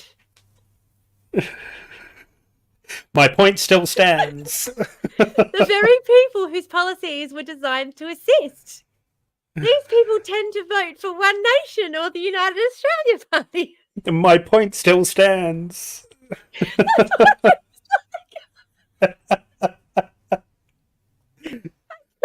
Sorry, 2 on the nose. Just like, I can't believe you said it before I even said the rest of it. Hey, I know what's happening, man. I knew you'd jump in with racists at some point. I just wasn't expecting it. I fucking had to. I said what I said. Yeah, damn right I said what I said. I know what I'm about. But this also shows us, interestingly, the changing in the policies as they change with the demographics of Australia. And I do think it's very interesting that we've seen these 2 parties shift to such an extent that they are really mirroring the Democratic Party in the US and the Republican Party in the US as they currently stand. Mm-hmm. But it seems a lot more hidden. Like, it doesn't seem to be as obvious to people until you start looking at who is voting for who. Yep. And then you can see it very clearly. It's becoming far less hidden currently if you listen to the rhetoric of Dutton.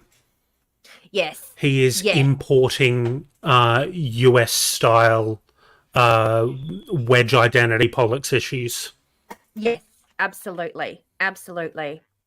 So that was pretty much going to be my very last point on this that we were going to talk about next. I think I've covered all the points that I had to in that part of it. Mm-hmm. Yep. So there was a report. The reason that I sort of thought this would be good to talk about at the moment, and I know we don't have much more time, and that is I'm so excited for how quickly we've gotten through this today. I can't even tell you. We are super people. Yeah. Where is it? I've stopped intentionally tangenting you. Never. Yeah. Do it on purpose all the time because it's hilarious. I notice you do it when you're like, oh shit, I've got to find something. Like, let me just quickly Yeah. throw a word at you that's going to get you. Yeah, absolutely. Where did I put it? I saved it to my phone. Where did I save it? When it's one of my weeks and I need a bit of a break in the script to lighten up some levity, I absolutely throw one of the few trigger words that I know at you just to set you off. It's fucking great. Gives me like a solid 5 minutes to collect my thoughts, have a drink, Quick, take a breath. Yeah. It makes it very irritating for me when I come to editing, though, I must say, because half the time I have to cut it out because I'm just like, you've just gone on a tangent for 40 minutes about cherry farmers' rights in the Great Southern, and this is a podcast about fucking like coal mining in Queensland. Tamara, like fucking shut up. I know it's a pain in the ass to. I know it's a pain in the ass to edit, but in the live it makes it very entertaining. Well, I was going to say in the live, but also in the comments, guys, if you are watching and reviewing our podcast and giving us 5 stars, let me know if you would like to see those either left in as bloopers or something, or maybe just up on the Ko-fi. I'll put the rants up on the Ko-fi as a bit of a what do you call it? Collab them all together in a little link. Let me know. Anyway, so now, on Saturday, May 18th, 2019, the Australian Labor Party asked the Australian people to put their trust in us to govern the country, and they chose not to do so. Those were the opening words of the review of Labor's 2019 federal election campaign. And there are some very interesting findings in it that you can kind of look at. But the most interesting thing that I found was the part where they talk about the context of the campaign. I'm just going to scroll down to that bit. Talk amongst yourselves for a moment while I... that. Well, while you're scrolling through, I'm just going to very quickly. Losing the 2019 election may have been the happiest accident that ever happened to the Australian Labor Party because they got to be in opposition during COVID. They didn't have to be the face of the COVID and pandemic response. They didn't have to be the rollout during all of the shit that happened.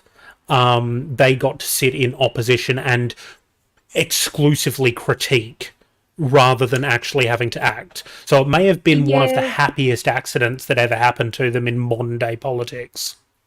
I think one of the other things that they learnt, which is good, is they're taking negative gearing to the election now from a position of being in government. So I think they've learnt that lesson as well, where if we're going to make a big change, we have to make it from a position of strength, because you look at the polling around negative gearing now versus what it was in 2019 when they were trying to bring it in, and it is almost completely flipped. The people talking about it are talking about it completely differently. And people keep saying, oh, yeah, but I think that the conversation's changed. No, because the conversation that the Liberal Party were having back then was negative gearing keeps your rent lower. You don't want to get rid of negative gearing. It's going to make your rent higher. Rents have been skyrocketing. Now would be the perfect time to keep going with that rhetoric. I don't think that's it at all. I think the Labor Party have had the chance to explain the policy with this will make it cheaper for you to get into your own home. And because they've changed that conversation and that they've been able to have the conversation from being in government, it's being taken by the Australian public completely differently. Because that, people keep saying, yeah, but the conversation's changed. No, the conversation is still around renting right now. The Liberal Party would absolutely still be able to use that line if it wasn't for the fact the Labor Party were in a stronger position to be able to explain their policies. So, now, one of the things that the Labor Party sort of said that I did think was very interesting was that around the world, polls revealed declining trust of politicians and political institutions. Contributing to this collapse have been political scandals, deal-making between politicians and large businesses, the global financial crisis and its recessionary aftermath, and the conspicuously extravagant lifestyles of highly wealthy at a time when the wages of most workers have been stagnating. All of this is still exceedingly true. None of this has changed. In fact, most of these things have gotten worse. And yet it seems as though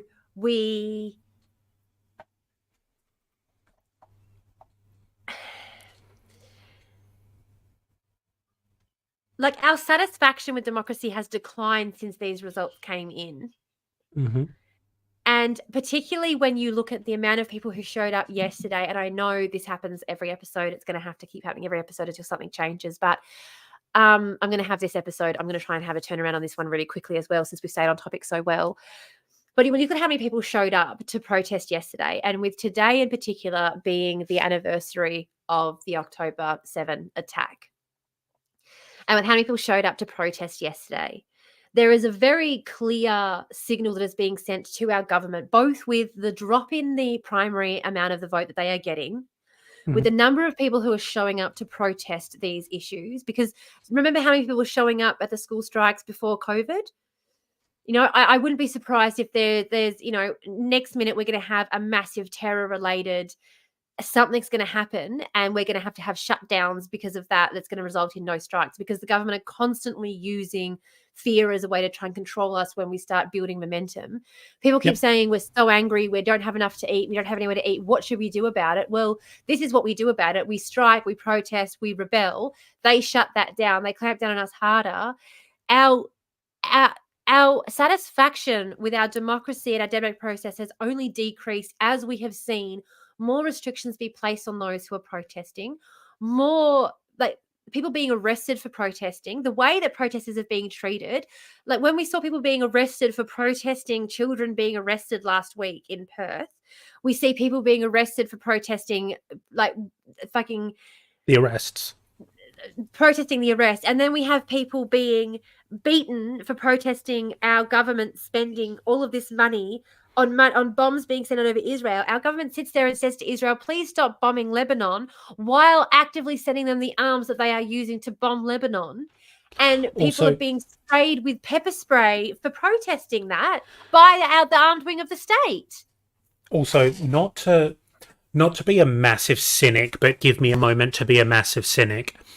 The only reason that Western governments are telling their citizens to get out of these countries that are currently being bombed right now is because they do not want the headlines in the paper that says that citizen of country that manufactured bomb killed by bomb in country where bomb was sent to bomb brown people.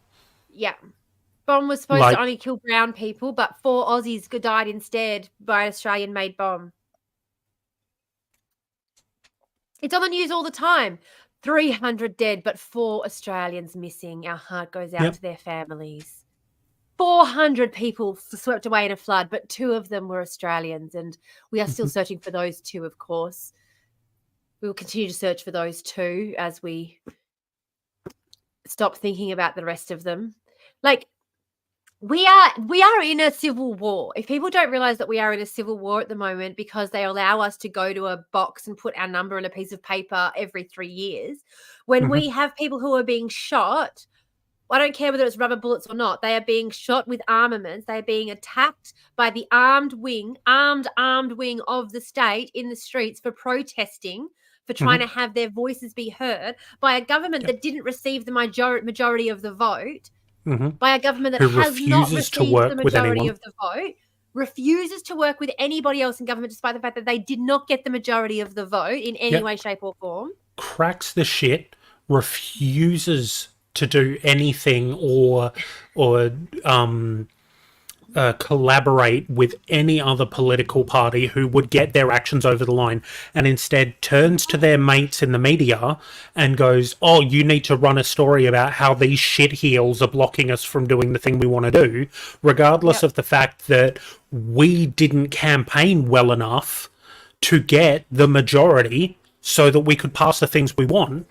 And now, instead of actually making deals to collaborate between parties and make things happen, instead we're just going to throw a fucking massive hissy fit anytime anyone says, actually, no, we're not doing anything with you until you give a bit of ground our way. And I'm sorry, but Penny Wong, I fucking hate the Greens. I have ragged on the Greens more than anyone you will know ever. Anyone who votes for the Greens who hates them more than me, find, please. I doubt you could find them. Find a Greens voter who hates them more than me. I will pay you. And I still, when Penny Wong wanted to turn around and tell Adam Bant to grow up, I was like, you fucking grow up. You're the one who keeps grabbing your toys and leaving the sandbox because you don't want to play the same game as the other kids rather than compromising. Like, you fucking grow up. You didn't get enough votes. You didn't get enough to have majority. You have to work with these people because we don't want you having power. And you're not going to get it again after you've behaved like this, motherfuckers. Yep.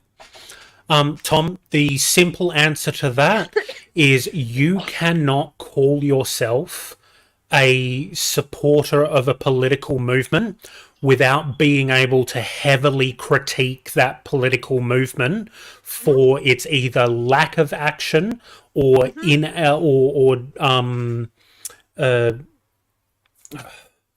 Incorrect actions. Incorrect action or limited action on policies that they should be aiming towards. Like, this is the big problem that I've got with American politics, is it's become a team game. You either support red or you support blue, and if you say anything negative about your side, then all of a sudden you support the other guy. Yep. And that's not how it should work. This isn't a fucking team sport. This is you. These are our lives. If you cannot critique a politician who stands for what you believe in, then what is the fucking point of that politician? Yeah. And I have had so many people come at me for being critical of the Greens because all you're doing is sending people back to the Liberal and Labor Party.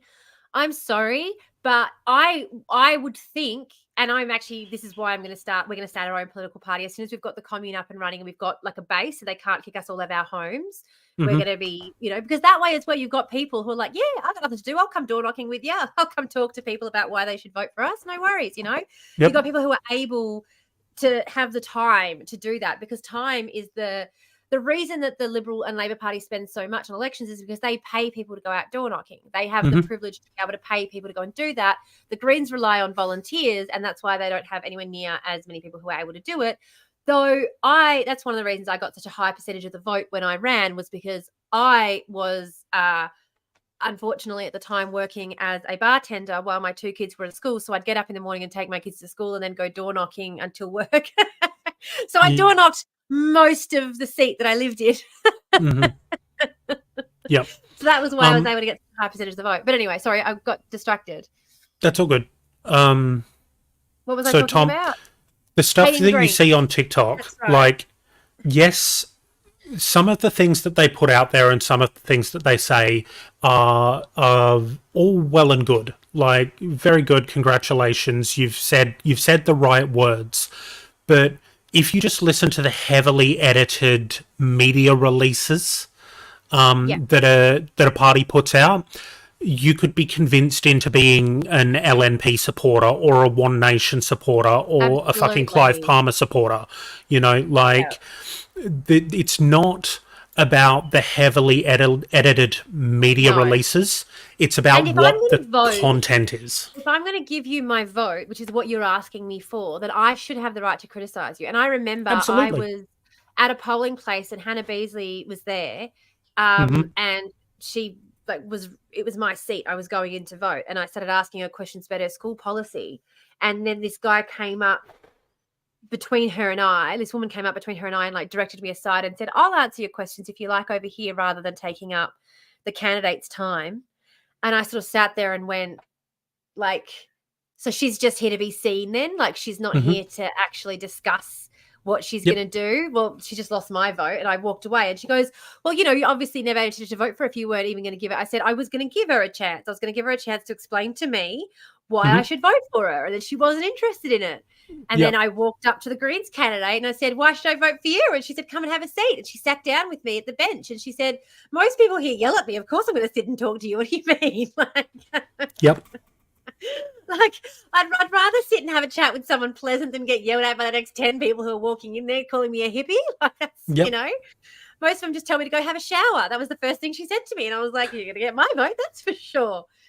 But yeah, I will just say, like, I've been, and the reason I'm so critical, I'm critical of everybody based on what I see. And I have been critical of the Greens based on their policies before. I've been critical of them. I'm not so critical of what they're doing at the moment in the House because I think they are doing good work in the House. I'm very critical of what they're doing in the Senate because I don't like what's happening in the Senate at fucking all. I think they and I know that a lot of the reason it's happening in the Senate is because of Dorinda Cox. I know that's why a lot of it's happening. And it makes me really fucking angry because this woman has actively, her policies are more in line with the Liberal National Party than they are with anyone else. I have seen her sort of say that she calls herself a conservative and she likes to think of herself as being middle of the aisle and she likes to think of herself as being a centrist. And I'm just like that. Then you're in the wrong party. You're in the wrong party. Like, get the fuck out. And as soon as I heard her in her office, in her Greens office, that I had worked for free 40-hour weeks to get that woman in that office after she got me kicked out of the running against her because she knew I would have taken her. And she turned around and she goes, because she couldn't have got elected without my campaigning work. Like, absolutely. Anyway, it doesn't fucking matter. And then she turned around and said that she considered herself a centrist, and I packed up my shit right then and there. And from that day forward, I've not done a single thing to support another one of her campaigns because I'm just like, I'm not supporting the centre. I'm not here to support the fucking centre of anything. Yep. Get the fuck out. The centre keeps us where we are, and where we are is with our people dying en masse in custody. Like, what the fuck are you talking about? You're a centrist. You're a fucking centrist, and you're a cop on top of that. Yep. Like, because we were talking about deaths in custody, and she said, you've got to understand that it's, and I'm looking at her going, you've got to fucking understand. Like, she said, they're doing a hard job, and I'm like, killing our people? They're doing a hard job killing our people? I'm really struggling to understand what's going on right now. Yep. And yeah, and the thing is too, like, the other reason I'm so critical of Dorinda Cox in particular is because I have firsthand account knowledge. Like, I have directly worked with that woman. I've seen what she's done to other people. Like, I've seen her number pop up on my screen before when she's wanted a favor, you know, like literally. So earlier this year, she called me asking me for a favor, and I was shaking when I answered the phone. I was so fucking angry because one of my good mates, Clint Ewing, who, by the way, is running for the Greens in the federal election. You should all fucking vote for him. Fuck yeah, Clint. If you have the opportunity to vote for him, vote for him. Running in Swan! Oh, I should send you the information about the door knocking as well. Clint Ewing is absolutely fucking He's running incredible. In where, sorry? Swan. Oh, okay. Aren't you in the state of Swan? I'm just checking that now. I'm pretty sure you are. Vic Park is in Swan because he's also running in Vic Park for... Anyway, so earlier this year, she called me because she was trying to get somebody else to run in Clint's place. She was trying to get him knocked out so that he couldn't run. And I've kept my mouth shut all of this time. And so I said, yeah, no worries. And I sat there. I didn't do it because I was like, she's going to send it to me and I won't do it. And then she won't get the spot. And then she won't be able to take Clint's spot. And then I got an email a little while later and she was like, oh, don't worry about it. I managed to find somebody else to do it. And I was like, fuck, okay. Yeah, that's great. And then because when she first took office, she had trouble filling those roles. The reason Linnell ended up working for her was because she was having trouble filling those roles. And she called me and asked me to go and work for her. And I was like, why aren't your campaign staff going to work for you? Like, that's very odd that your campaign staff wouldn't be coming to work for you. Anyway. And like, she's called up people, like she's literally called up people and begged in favors and asked people from community to go in and work with her. And they've all left and just been like, the fucking bitch dragged me away from my home, my job where I was fine, doing great, tortured me for 6 weeks, made me fucking insane. Like, thanks for nothing. And that's the thing. This bullying has been going on for so long and they've known about it and they've not done shit about it. And then when I saw their response to the article, and then I got so I saw Adam Bant's response to the bullying, which was, you know, that basically we're going to let PWSS handle it, which I was like, I'm sorry, but PWSS aren't doing shit, which is why the complainants have now gone to the media, and you know it is. You fucking know it is, Bant. Don't play dumb with me. But then after all of that, turned around and blamed it on taking on the First Nations portfolio that the Black Caucus didn't want her to take on, and the pressures of dealing with COVID. Like, go fuck yourself. As fucking if. Everybody's been dealing with the pressures of COVID. They haven't all been bullying their staff.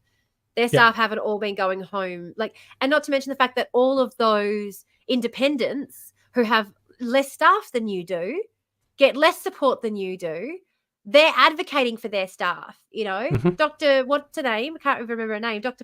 I keep calling her Dr. Peacock, and that's not her name at all. I don't know why I'm calling her that. Yes, Dr. Ryan, thank you. She's out here advocating for her staff, and she's advocating because they only get 10 extra hours they can claim a year. And she's like, they work overtime, 10 hours overtime a week. Like, she's out here advocating for her staff while all this other shit's going on. And then you got Dorinda using COVID as excuse for why she's been bullying her staff. And she's like, that's not an obscenely high turnover of staff. Yes, it fucking is when you consider that all three, you haven't held on to one of your top 3 spots. That is extremely unusual. That is extremely unusual. So just to wrap up this slight side tangent. Sorry. Yes, I am in Swan, so please send me the details for Clint's thing.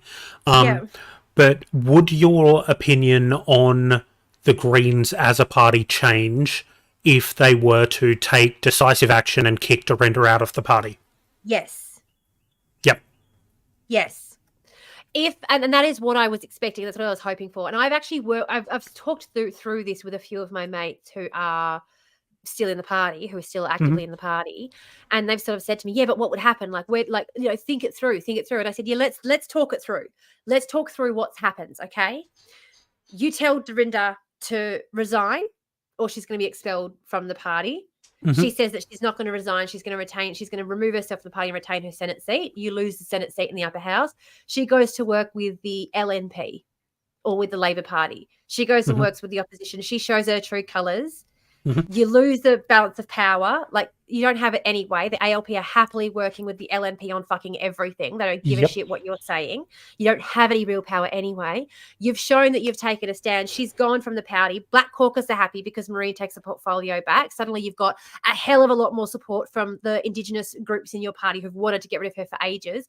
You've got a hell of a lot more grassroots support from people like me who are sitting here frothing at the mouth waiting for you to do something about her. All of those people who've given their lives, who are in that party still giving their all, see that you give a shit about them because they are worth 10 times what Dorinda is. Dorinda refuses to pay her tithe. When you sign up to run for the Greens, you agree that as a result of all of the work that party do to get you elected, you are going to tithe 10% of your income to the party because the party needs money to function. And she refuses to pay. She refuses to pay for any of the, like, her office is supposed to pay for certain things as well as like a member's office for the Greens. She refuses. She says that money is for her to use for things that she wants to use it for, not for them.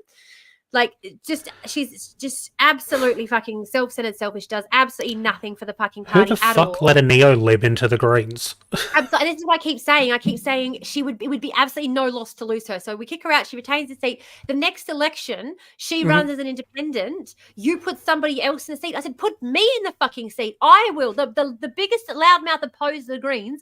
I will run in that Senate seat for the fucking Greens, and you'll win 2 Senate seats off that fucking election. Yep. And she will not be re-elected. She will absolutely not be re-elected.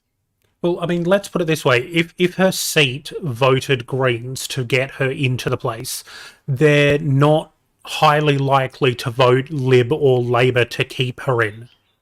Or they're not going to vote for an independent with her views to keep her in. Absolutely not. And she's not going to be able to join, she was a Labor member before she joined the Greens. She's not going to be able to rejoin Labor. She quit Labor to join the Greens. Yep.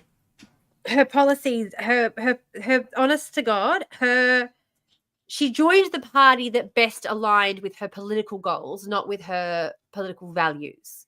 All right. So I'm going to say, let's take a 2-minute break so that you can change your shirt because you said you're a bit warm. I need to splash some water on my face because my eyes are going nuts. We can close out the podcast if you want to do the exit, because that was pretty much it. I wanted to have a bit of a rant about some political stuff and about, and then I think. Is there anything else you wanted to talk about at that podcast episode?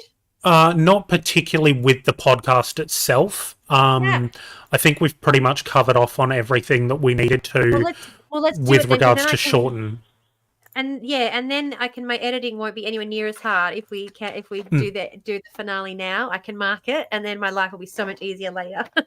All right, good stuff. Well, let me get this bit sorted. Bear with me just a moment. No worries. I forgot to bring it up because I'm an idiot. No, you're not. We're not going to talk mean about ourselves. Okay, because I'm forgetful. Because I did forget. Oi! Oi! Oi! Alrighty. So, 155, yeah. Thank you so much for joining us for this week's dive into the depths of the trash fire that is Australian politics. If you've enjoyed what you've seen, make sure to drop us a follow and do all the usual engagement things to help us get the word out there. You can find Tamara and myself on the social media links in the description below, but for now, it's garbage day, so the girls gotta take the trash out. Bye. Bye. Yay! Excellent. Yay. Perfect. And that went for, it went for longer than it should have done. It went for an hour and a half.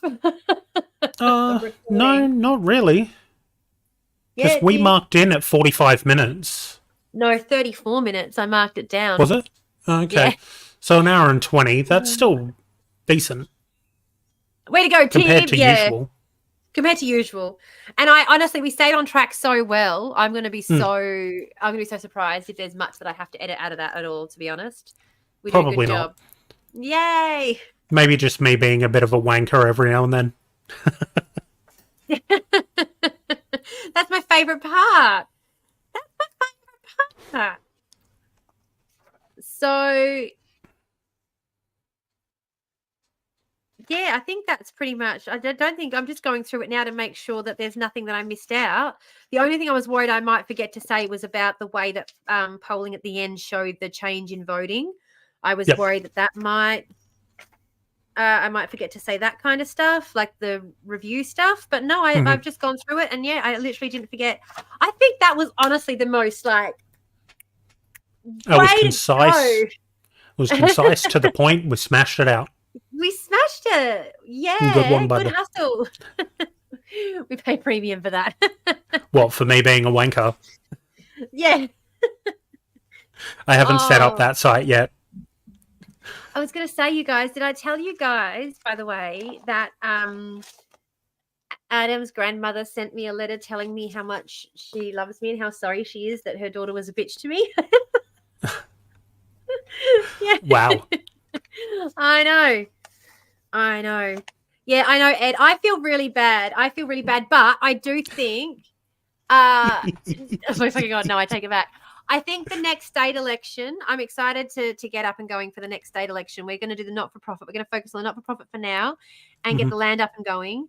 So yeah, we got a meeting tomorrow in that end. So I don't know. I don't think I'll be live streaming tomorrow, but we're going to do a thingy. Did I miss the sermon? No, you didn't miss the sermon. I'm so sorry.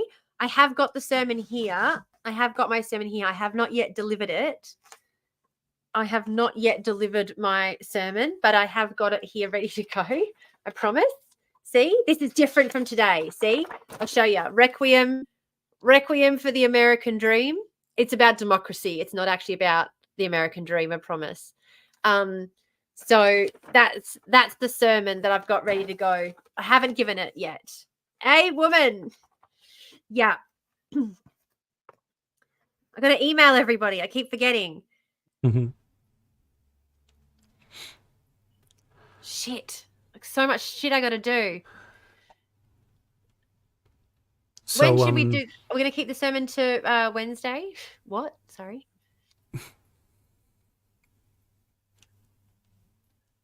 So, Oh, yeah, sorry, you're waiting for me. Okay.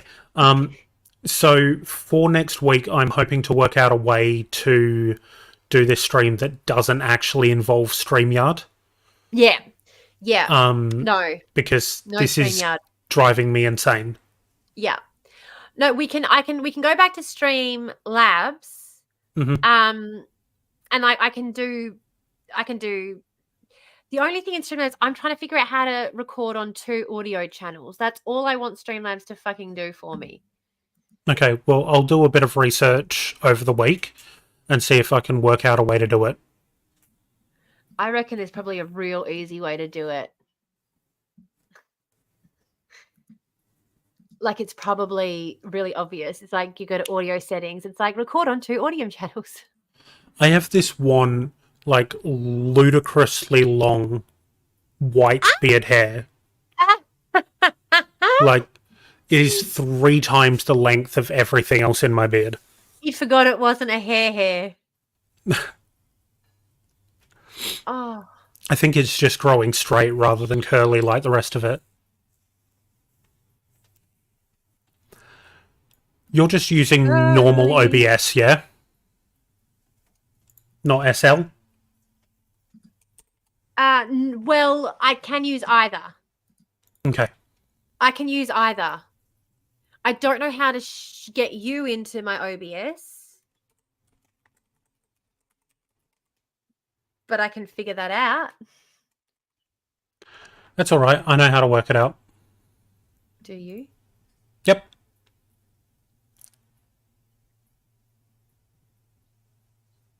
Have you Yep. tried Very pressing the easy for recording multiple audio in OBS as well. in slobs or OBS? Standard OBS or Okay. possibly SL OBS as well. I'll have a look. I knew it. I knew it would be easy. All right. Do we want to? Have you got a bit of time to muck around and have a play around with it now? Like we can yeah, end the sure. stream and have a bit of muck around with it now. I mean, we can do it live, I guess. Can we do it live? Fuck it, we'll run it live. We'll run it. Hang on, I gotta quit Streamlabs desktop first because it's doing that thing. Yep. Easy. They've got a how-to guide on their website. For slobs. Yep. Fucking hell! I knew it. I knew it would be so fucking simple. I knew it would be so simple because it's the only thing I worry about is especially like background noise. Yeah, of course. Background. I'm just opening up SLOBS on my side now. Just to have a bit of a look and make sure that I have the understanding of it down. Oh, are you going to record? So are you going to do the editing? Oh no, I'm just having a look to make sure that I know how to do it. Damn it. So that I can explain it. I know. I thought I was going to get away with it for a second. Nice try, buddy. I'm not going to lie, though. That, ladies and gentlemen, Bill Shorten, that...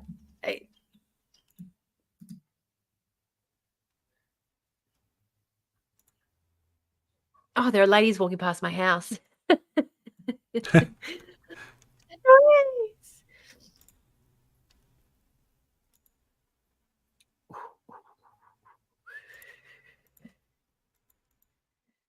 Okay.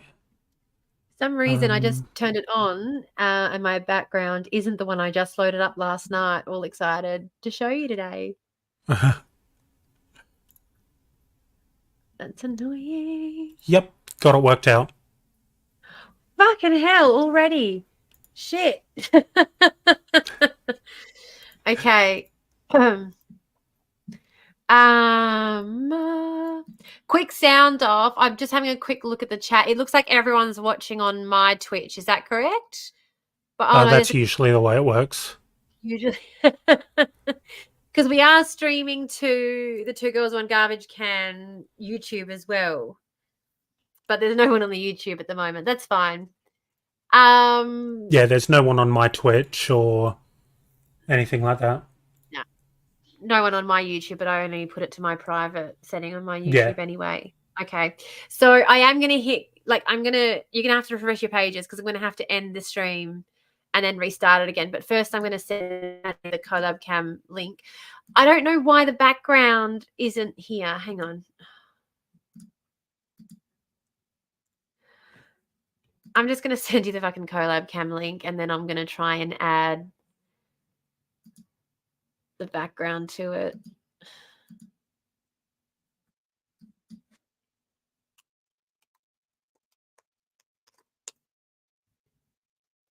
So you know that you can collab directly through Twitch, right?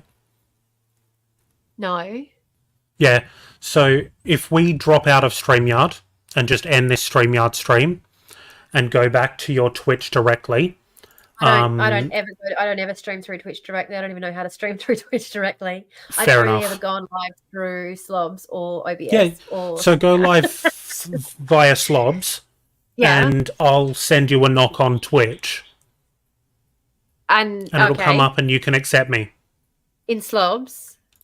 It should do. Okay, we'll give it a go. We'll find out. Has everyone got... Yeah, all right. I'll be back in 2 seconds. Chat. Cool. See ya.